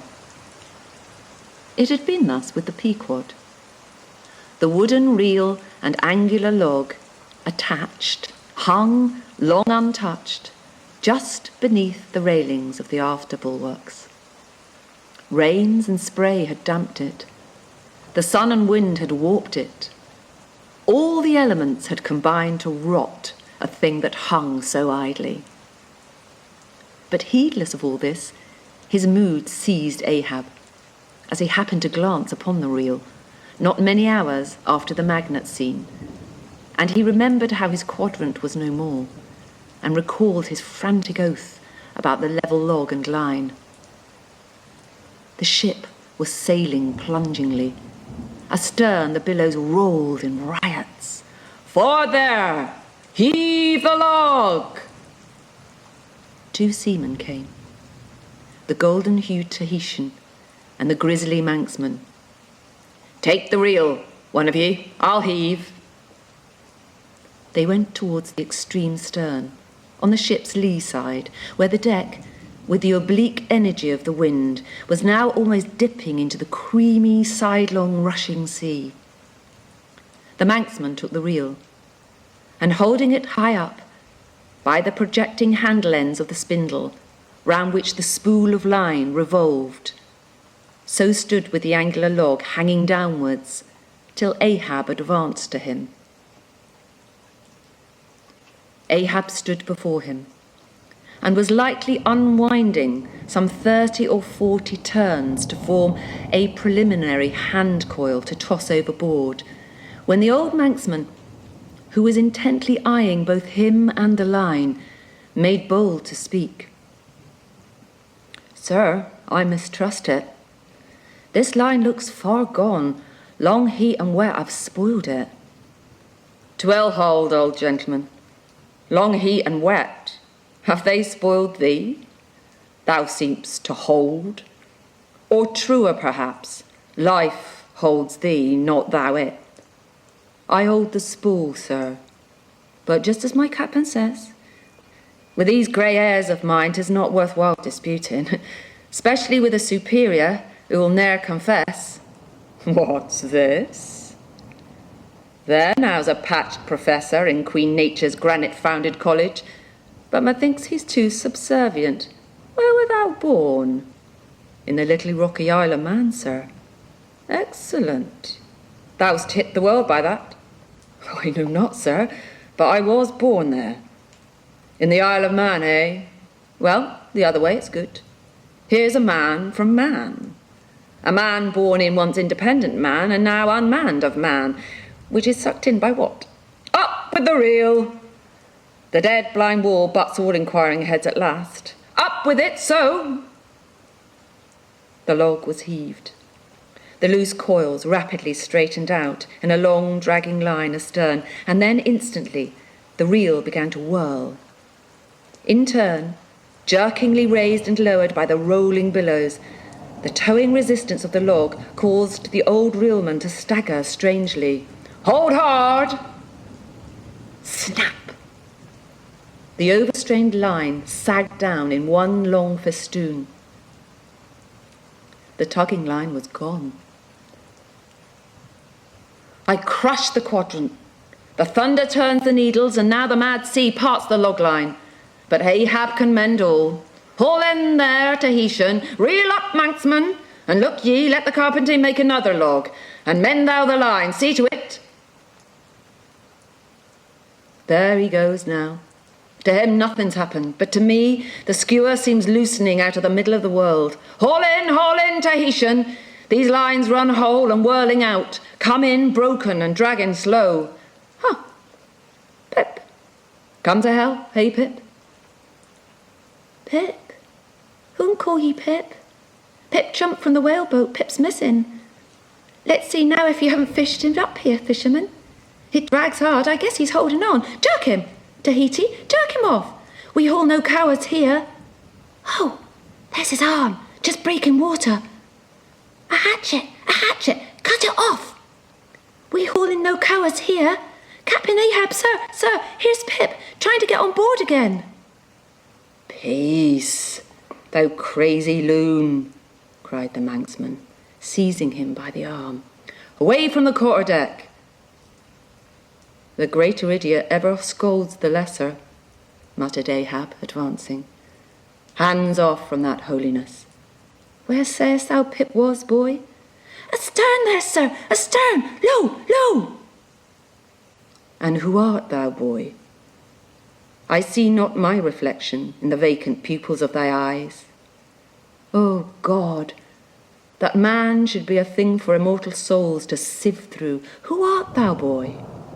Bellboy, sir, ship's choir, ding dong ding. Pip, 100 pounds of clay reward for Pip, 5 feet high, looks cowardly, quickly known by that. Ding dong ding.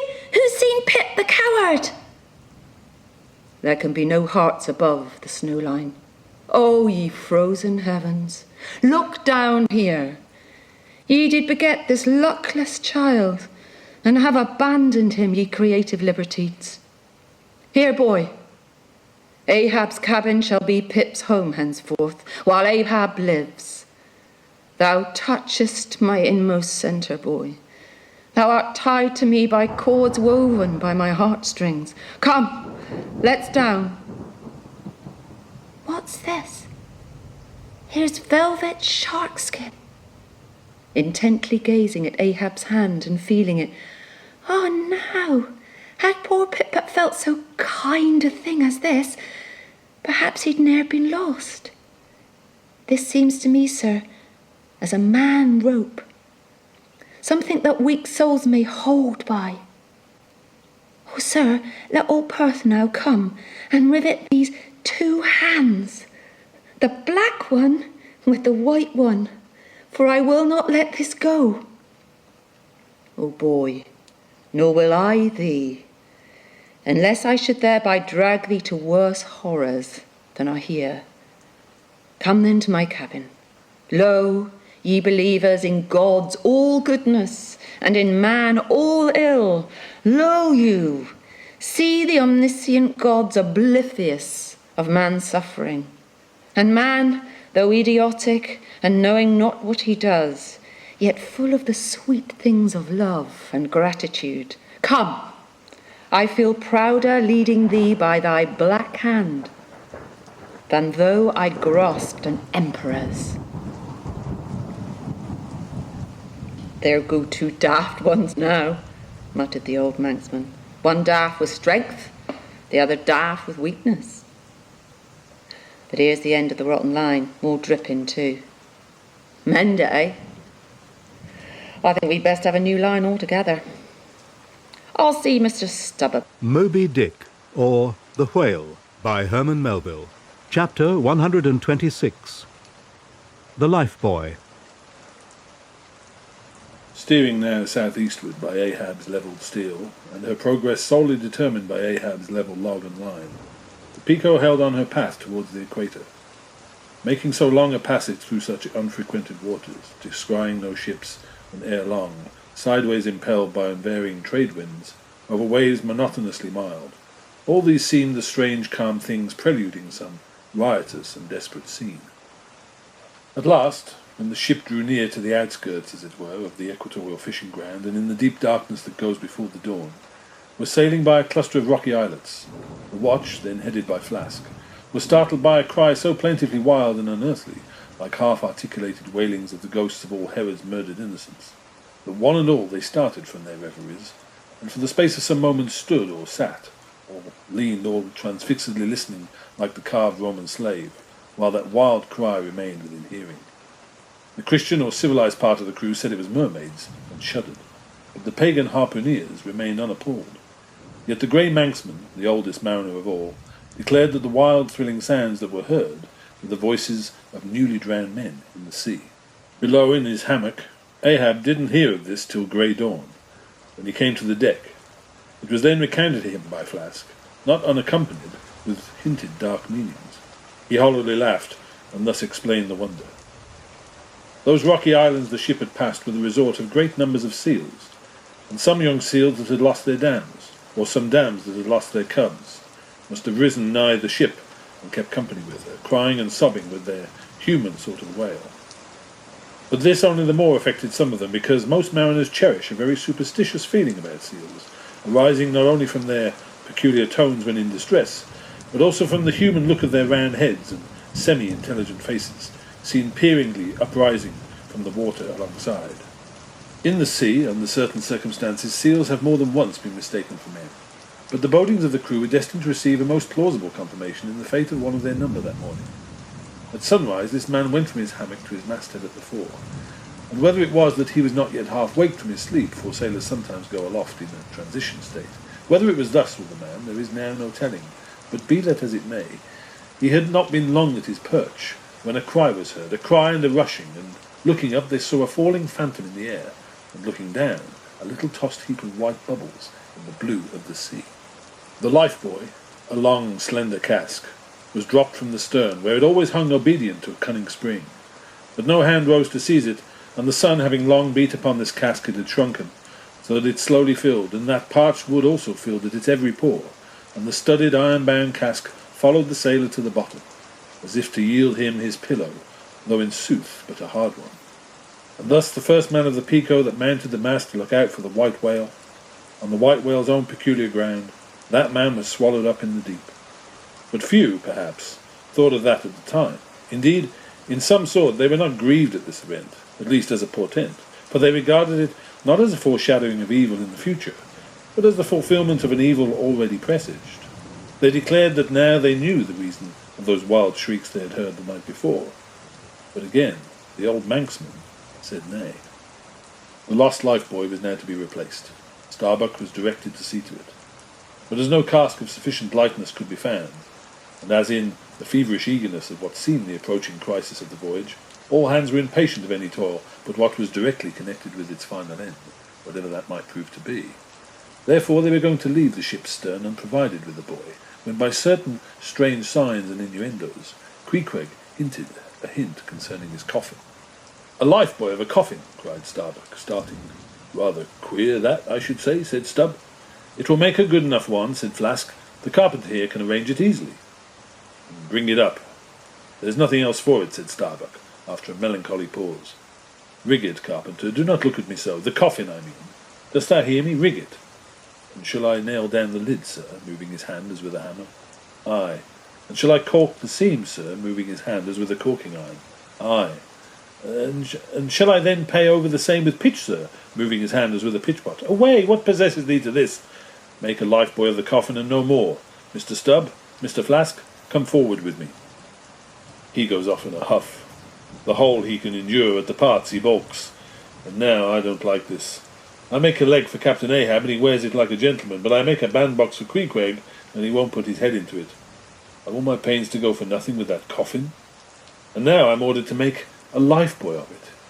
It's like turning an old coat, going to bring the flesh on the other side now. I don't like this cobbling sort of business. I don't like it at all. It's undignified. It's not my place. Let tinkers' brats do tinkerings. We're their betters. I like to take in hand none but clean, virgin, fair and square mathematical jobs, something that regularly begins at the beginning and is at the middle when midway and comes to an end at the conclusion.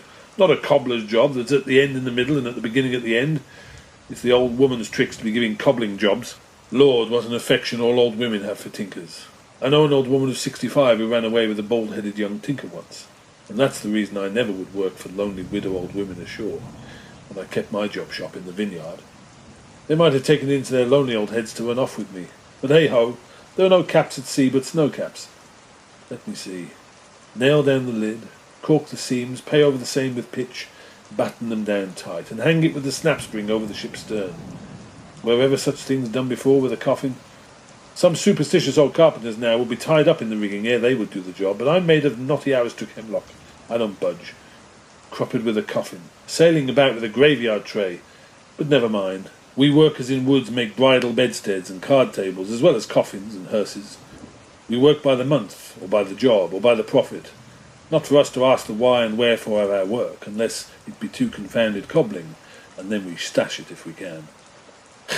I'll do the job now, tenderly. I'll have me, let's see, how many in the ship's company all told? But I've forgotten. Anyway, I'll have me 30 separate Turk's-headed lifelines, each 3 feet long, hanging all round to the coffin. Then, if the whole go down, there'll be 30 lively fellows all fighting for one coffin, a sight not seen very often beneath the sun. Come, hammer, corking iron, pitch-pot, and marling spike, let's to it. Moby-Dick, or The Whale, by Herman Melville. Chapter 127. The Deck. The coffin laid upon 2 line tubs, between the vice bench and the open hatchway. The carpenter caulking its seams. A string of twisted oakum slowly unwinding from a large roll of it placed in the bosom of his frock. Ahab comes slowly from the cabin gangway, and his Pip following him. "Back, lad. I will be with ye again presently." He goes. Not this hand complies with my humour more genially than that boy. Middle aisle of a church. What's here? Lifebuoy, sir. Mr. Starbuck's orders. Oh, look, sir. Beware the hatchway. Thank ye, ma'am. Thy coffin lies handy to the vault. Sir, the hatchway. Oh, so it does, sir. So it does. Art not thou the leg maker? Did not this stump come from thy shop? I believe it did, sir. Does the ferrule stand, sir? Well enough. But art thou not also the undertaker? Aye, sir. I patched up this thing here as a coffin for Queequeg, but they've set me now to turning it into something else.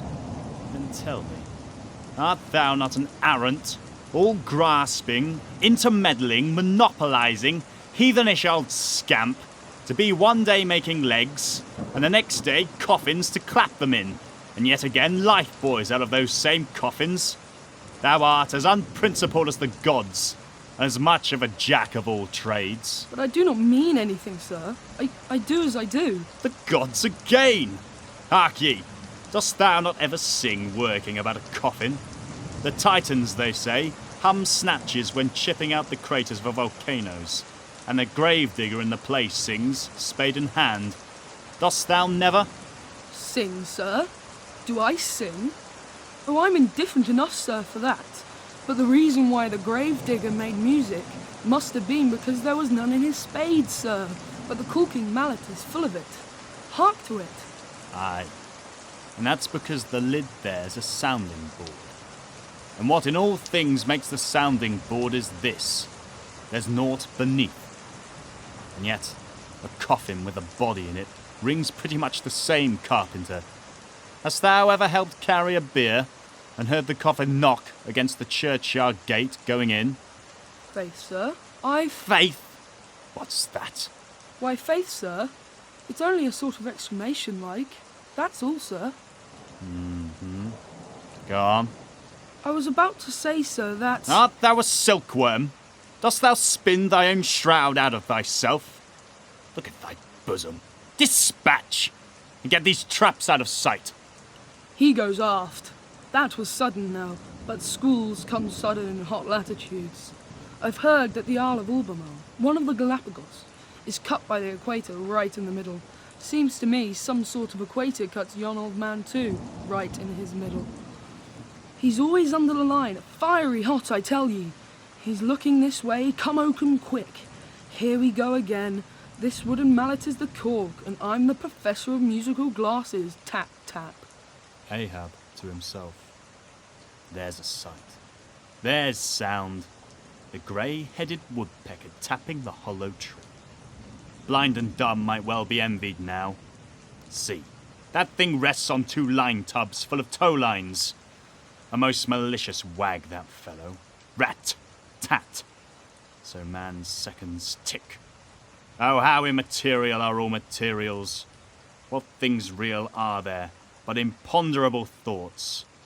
Here now's the very dreaded symbol of grim death, by a mere hap, made the expressive sign of the help and hope of most endangered life. A life buoy of a coffin. Does it go further? Can it be that in some spiritual sense the coffin is, after all, but an immortality preserver?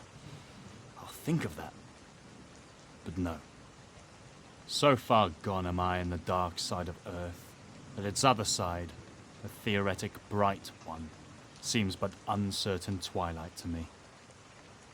Will ye never have done, carpenter, without a cursed sound? I go below. Let me not see that thing here when I return again. Now then, Pip, we'll talk this over. I do suck most wondrous philosophies from thee.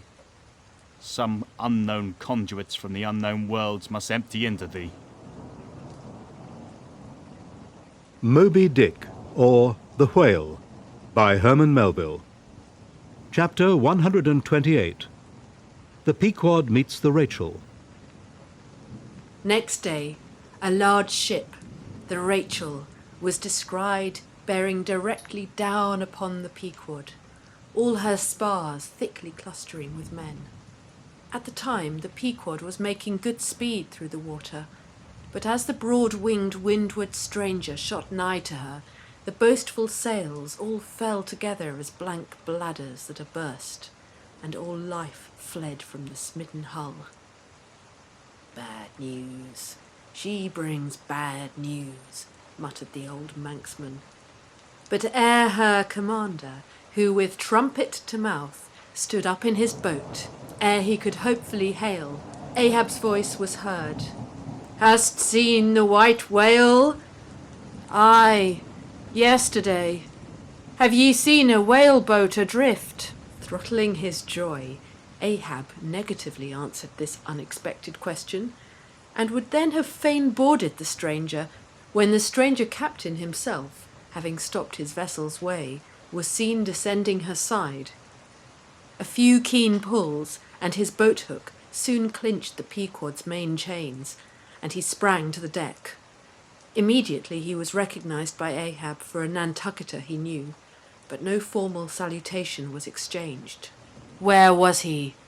Not killed, not killed, cried Ahab, closely advancing. How was it? It seemed that somewhat late on the afternoon of the day previous, while 3 of the stranger's boats were engaged with a shoal of whales, which had led them some 4 or 5 miles from the ship, and while they were yet in swift chase to windward, the white hump and head of Moby-Dick had suddenly loomed up out of the blue water, not very far to leeward, whereupon the 4th rigged boat, a reserved one, had been instantly lowered in chase. After a keen sail before the wind, this 4th boat, the swiftest keeled of all, seemed to have succeeded in fastening, at least as well as the man at the masthead could tell anything about it. In the distance he saw the diminished dotted boat, and then a swift gleam of bubbling white water, and after that nothing more, whence it was concluded that the stricken whale must have indefinitely run away with his pursuers, as often happens. There was some apprehension, but no positive alarm as yet. The recall signals were placed in the rigging. Darkness came on, and forced to pick up her 3 far to windward boats, ere going in quest of the 4th one in the precisely opposite direction, the ship had not only been necessitated to leave that boat to its fate till near midnight, but for the time to increase her distance from it. But the rest of her crew being at last safe on board, she crowded all sail, stunsail on stunsail, after the missing boat, kindling a fire in her trypots for a beacon, and every other man aloft on the lookout. But though when she had thus sailed a sufficient distance to gain the presumed place of the absent ones when last seen, though she then paused to lower her spare boats to pull all around her, and not finding anything, had again dashed on, again paused and lowered her boats, and though she had thus continued doing till daylight, yet not the least glimpse of the missing keel had been seen. The story told, the stranger captain immediately went on to reveal his object in boarding the Pequod. He desired that ship to unite with his own in the search, by sailing over the sea some 4 or 5 miles apart, on parallel lines, and so sweeping a double horizon, as it were. "I will wager something now," whispered Stubb to Flask, "that someone in that missing boat wore off that captain's best coat, mayhap his watch. He's so cursed anxious to get it back. Who ever heard of 2 pious whale ships cruising after one missing whaleboat in the height of the whaling season? See, Flask, only see how pale he looks, pale in the very buttons of his eyes. Look, it wasn't the coat, it must have been the... My boy, my own boy is among them. For God's sake, I beg, I conjure." Here exclaimed the stranger captain to Ahab, who thus far had but icily received his petition. "For 48 hours let me charter your ship. I will gladly pay for it, and roundly pay for it, if there be no other way. For 48 hours only that. You must, oh you must, and you shall do this thing." "His son," cried Stubb. "Oh, it's his son he's lost. I take back coat and watch. What says Ahab? We must save that boy." "He's drowned with the rest of them last night," said the old Manx sailor, standing behind them. "I heard, all of ye heard their spirits." Now, as it shortly turned out, what made this incident of the Rachels the more melancholy was the circumstance that not only was one of the captain's sons amongst the number of the missing boat's crew, but among the number of the other boat's crews at the same time, but on the other hand, separated from the ship during the dark vicissitudes of the chase, there had been still another son, as that for a time their wretched father was plunged to the bottom of the cruelest perplexity, which was only solved for him by his chief mate's instinctively adopting the ordinary procedure of a whale ship in such emergencies. That is, when placed between jeopardized but divided boats, always to pick up the majority first. But the captain, for some unknown constitutional reason, had refrained from mentioning all this, and not till forced to by Ahab's iciness did he allude to his one yet missing boy, a little lad, but 12 years old, whose father, with the earnest but unmisgiving hardihood of a Nantucket's paternal love, had thus early sought to initiate him in the perils and wonders of a vocation almost immemorially the destiny of his race. Nor does it infrequently occur that Nantucket captains will send a son of such tender age away from them for a protracted 3 or 4 years' voyage in some other ship than their own, so that their first knowledge of a whaleman's career shall be unenervated by any chance display of a father's natural but untimely partiality or undue apprehensiveness and concern. Meantime, now the stranger was still beseeching his poor boon of Ahab, and Ahab still stood like an anvil, receiving every shock, but without the least quivering of his own. "I will not go," said the stranger, "till you say aye to me. Do to me as you would have me do to you in the like case, for you too have a boy, Captain Ahab, though but a child, and nestling safely at home now, a child of your old age too. Yes, you relent. I see it. Run, men, now, and stand by to square in the yards." "Avast!" cried Ahab. "Touch not a rope yarn." Then in a voice that prolongingly moulded every word, "Captain Gardiner, I will not do it. Even now I lose time. Goodbye. God bless ye, man, and may I forgive myself. But I must go. Mr. Starbuck, look at the binnacle watch, and in 3 minutes from this present instant warn off all the strangers. Then brace forward again, and let the ship sail as before." Hurriedly turning with averted face, he descended into his cabin, leaving the strange captain transfixed at this unconditional and utter rejection of his so earnest suit. But starting from his enchantment, Gardiner silently hurried to the side, more fell and stepped into his boat, and returned to his ship. Soon the two ships diverged their wakes, and long as the strange vessel was in view, she was seen to yaw hither and thither at every dark spot, however small, on the sea. This way and that her yards were swung round. Starboard and larboard she continued to tack. Now she beat against a head sea, and again it pushed her before it, while all the while her masts and yards were thickly clustered with men, all 3 tall cherry trees, when the boys are cherrying among the boughs.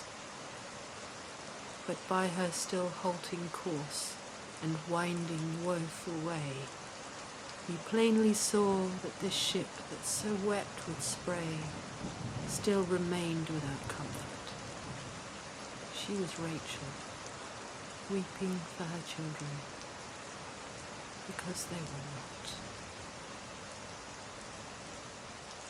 Moby-Dick, or The Whale, by Herman Melville. Chapter 129. The Cabin. Ahab moving to go on deck, Pip catches him by the hand to follow. Lad, I tell thee thou must not follow Ahab now. The hour is coming when Ahab would not scare thee from him, yet would not have thee by him. There is that in thee, poor lad, which I feel too curing to my malady. Like cures like, and for this hunt my malady becomes my most desired health. Do thou abide below here, where they shall serve thee as if thou wert the captain. Ay, lad, thou shalt sit here in my own screwed chair. Another screw to it thou must be. No, no, no, ye have not a whole body, sir. Do ye but use poor me for your one lost leg? Only tread upon me, sir. I ask no more, so I remain a part of ye. Oh, spite of million villains, this makes me a bigot in the fadeless fidelity of man, and a black, and crazy. But methinks like cures like applies to him too. He grows so sane again. They tell me, sir, that Stubb did once desert poor little Pip, whose drowned bones now show white for all the blackness of his living skin. But I will never desert ye, sir, as Stubb did him. Sir, I must go with ye. If thou speakest thus to me much more, Ahab's purpose keels up in him. I tell thee, no, it cannot be. Oh, good master, master, master. Weep so, and I will murder thee. Have a care, for Ahab too is mad. Listen, and thou wilt often hear my ivory foot upon the deck, and still know that I am there. And now I quit thee. Thy hand. Met, true art thou, lad, as the circumference to its centre. So, God for ever bless thee, and if it come to that, God for ever save thee, let what will befall. Ahab goes, Pip steps one step forward. Here he this instant stood.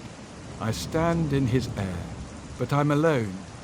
Now were even poor Pip here I could endure it, but he's missing. Pip, Pip, ding, dong, ding. Who's seen Pip? He must be up here. Let's try the door. What? Neither lock, nor bolt, nor bar, and yet there's no opening it? It must be the spell. He told me to stay here. Aye, and told me this screwed chair was mine. Here then I'll seat me, against the transom, in the ship's full middle, all her keel and her 3 masts before me. Here, our old sailors say, in their black 74s, great admirals sometimes sit at table, and lord it over rows of captains and lieutenants. Ha! What's this? Epaulets, epaulets. Me epaulets all come crowding. Pass round the decanters. Glad to see ye. Fill up, messieurs. What an odd feeling now when a black boys host to white men with gold lace upon their coats. Messieurs, have ye seen one Pip? A little negro lad, 5 feet high, hangdog looked, and cowardly. Jumped from a whale boat once. Seen him? No? Well then, fill up again, captains, and let's drink shame upon all cowards. I name no names. Shame upon them. Put 1 foot upon the table. Shame upon all cowards. Hist above there, I hear ivory. Oh, master, master, I am indeed downhearted when you walk over me. But here I'll stay, though this stern strikes rocks, and they bulge through, and oysters come to join me. Moby-Dick, or The Whale, by Herman Melville. Chapter 130. The Hat. And now that at the proper time and place, after so long and wide a preliminary cruise, Ahab, all other wailing waters swept, seemed to have chased his foe into an ocean fold, to slay him the more securely there. Now that he found himself hard by the very latitude and longitude where his tormenting wound had been inflicted, now that a vessel had been spoken which on the very day preceding had actually encountered Moby-Dick, and now that all his successive meetings with various ships contrastingly concurred to show the demoniac indifference with which the white whale tore his hunters, whether sinning or sinned against, now it was that there lurked a something in the old man's eyes, which it was hardly sufferable for feeble souls to see. As the unsetting polar star, which through the livelong Arctic 6 months' night sustains its piercing, steady central gaze, so Ahab's purpose now fixedly gleamed down upon the constant midnight of the gloomy crew. It domineered above them so that all their bodings, doubts, misgivings, fears were fain to hide beneath their souls and not sprout forth a single spear or leaf. In this foreshadowing interval, too, all humour, forced or natural, vanished. Stubb no more strove to raise a smile, Starbuck no more strove to check one. Alike joy and sorrow, hope and fear seemed ground to finest dust and powdered for the time in the clamped mortar of Ahab's iron soul. Like machines, they dumbly moved about the deck, ever conscious that the old man's despot eye was on them. But did you deeply scan him in his more secret, confidential hours, when he thought no glance but one was on him? Then you would have seen that even as Ahab's eyes so awed the crews, the inscrutable Parsi's glance awed his, or somehow at least, in some wild way at times affected it. Such an added, gliding strangeness began to invest the thin Fidela now, such ceaseless shuddering shook him, that the men looked dubious at him, half uncertain, as it seemed, whether indeed he were a mortal substance or else a tremulous shadow cast upon the deck by some unseen being's body. And that shadow was always hovering there, for not by night even had Fidela ever certainly been known to slumber or go below. He would stand still for hours, but never sat or leaned. His wan but wondrous eyes did plainly say, "We two watchmen never rest." Nor at any time, by night or day, could the mariners now step upon the deck, unless Ahab was before them, either standing in his pivot hole or exactly pacing the planks between two undeviating limits, the mainmast and the mizzen.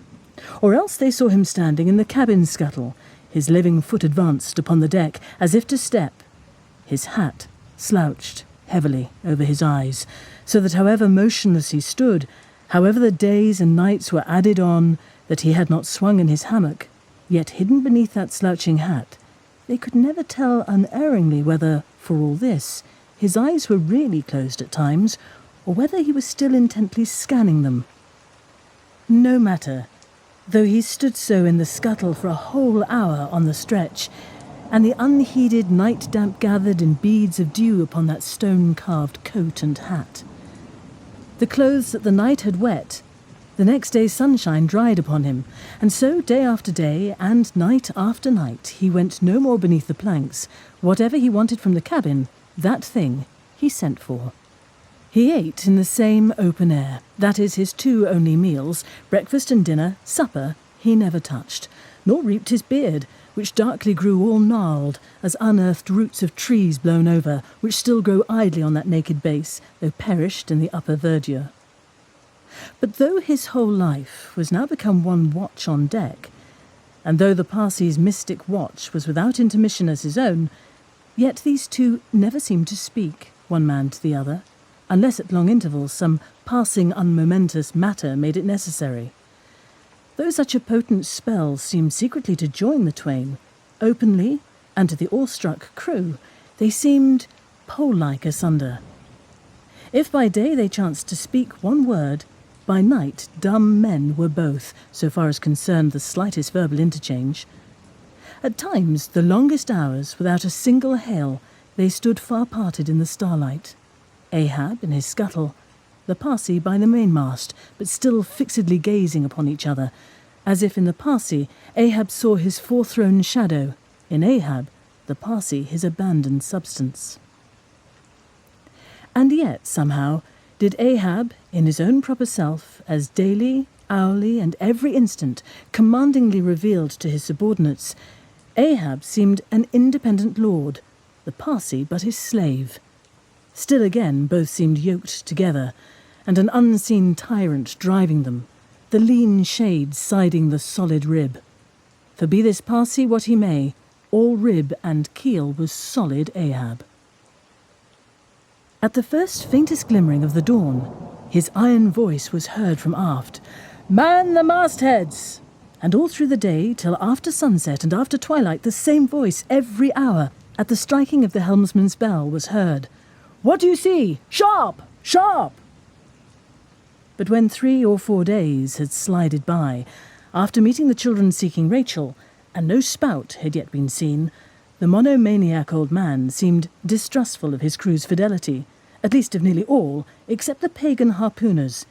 He seemed to doubt even whether Stubb and Flask might not willingly overlook the sight he sought. But if these suspicions were really his, he sagaciously refrained from verbally expressing them, however his actions might seem to hint them. "I will have the first sight of the whale myself," he said. "I, Ahab, must have the doubloon." And with his own hands he rigged a nest of basketed bowlines, and sending a hand aloft with a single sheaved block to secure the mainmast head, he received the two ends of the downward reeved rope, and attaching one to his basket, prepared a pin for the other end, in order to fasten it at the rail. This done, with that end yet in his hand, and standing beside the pin, he looked round upon his crew, sweeping from one to the other, pausing his glance long upon Daggoo, Queequeg, Tashtegu, but shunning Fidela, and then settling his firm relying eye upon the chief mate, said, "Take the rope, sir. I give it into thy hands, Starbuck." Then arranging his person in the basket, he gave the word for them to hoist him to his perch, Starbuck being the one who secured the rope at last, and afterwards stood near it. And thus, with one hand clinging round the royal mast, Ahab gazed abroad upon the sea for miles and miles, ahead, astern, this side and that, within the wide expanded circle commanded at so great a height. When in working with his hands at some lofty, almost isolated place in the rigging, which chances to afford no foothold, the sailor at sea is hoisted up to that spot and sustained there by the rope. Under these circumstances, its fastened end on deck is always given in strict charge to some one man who has the special watch of it. Because in such a wilderness of running rigging, whose various different relations aloft cannot always be infallibly discerned by what is seen of them at the deck, and when the deck ends of these ropes are being every few minutes cast down from the fastenings, it would be but a natural fatality if, unprovided with a constant watchman, the hoisted sailor should by some carelessness of the crew be cast adrift and fall all swooping to the sea. So Ahab's proceedings in this matter were not unusual. The only strange thing about them seemed to be that Starbuck, almost the one only man who had ever ventured to oppose him with anything in the slightest degree approaching to decision, one of those two whose faithfulness on the lookout he had seemed to doubt somewhat, it was strange that this was the very man he should select for his watchman, freely giving his whole life into such an otherwise distrusted person's hands. Now, the first time Ahab was perched aloft, ere he had been there 10 minutes, one of those red-billed savage sea-hawks, which so often fly incommodiously close round the manned mastheads of whalemen in these latitudes, one of these birds came wheeling and screaming round his head in a maze of untrackably swift circlings. Then it darted 1,000 feet straight up into the air, then spiralled downwards and went eddying again round his head. But with his gaze fixed upon the dim and distant horizon, Ahab seemed not to mark this wild bird, nor indeed would anyone else have marked it much, it being no uncommon circumstance. Only now almost the least heedful eye seemed to see some sort of cunning meaning in almost every sight. Your hat, sir!" suddenly cried the Sicilian seaman, who, being posted at the mizzen masthead, stood directly behind Ahab, though somewhat lower than his level, and with a deep gulf of air dividing them. But already the sable wing was before the old man's eyes, the long hooked bill at his head. With a scream the black hawk darted away with his prize. An eagle flew thrice round Tarquin's head, removing his cap to replace it, and thereupon Tanaquil, his wife, declared that Tarquin would be king of Rome, but only by the replacing of the cap was that omen accounted good. Ahab's hat was never restored. The wild hawk flew on and on with it, far in advance of the prow, and at last disappeared, while from the point of that disappearance a minute black spot was dimly discerned, falling from that vast height into the sea.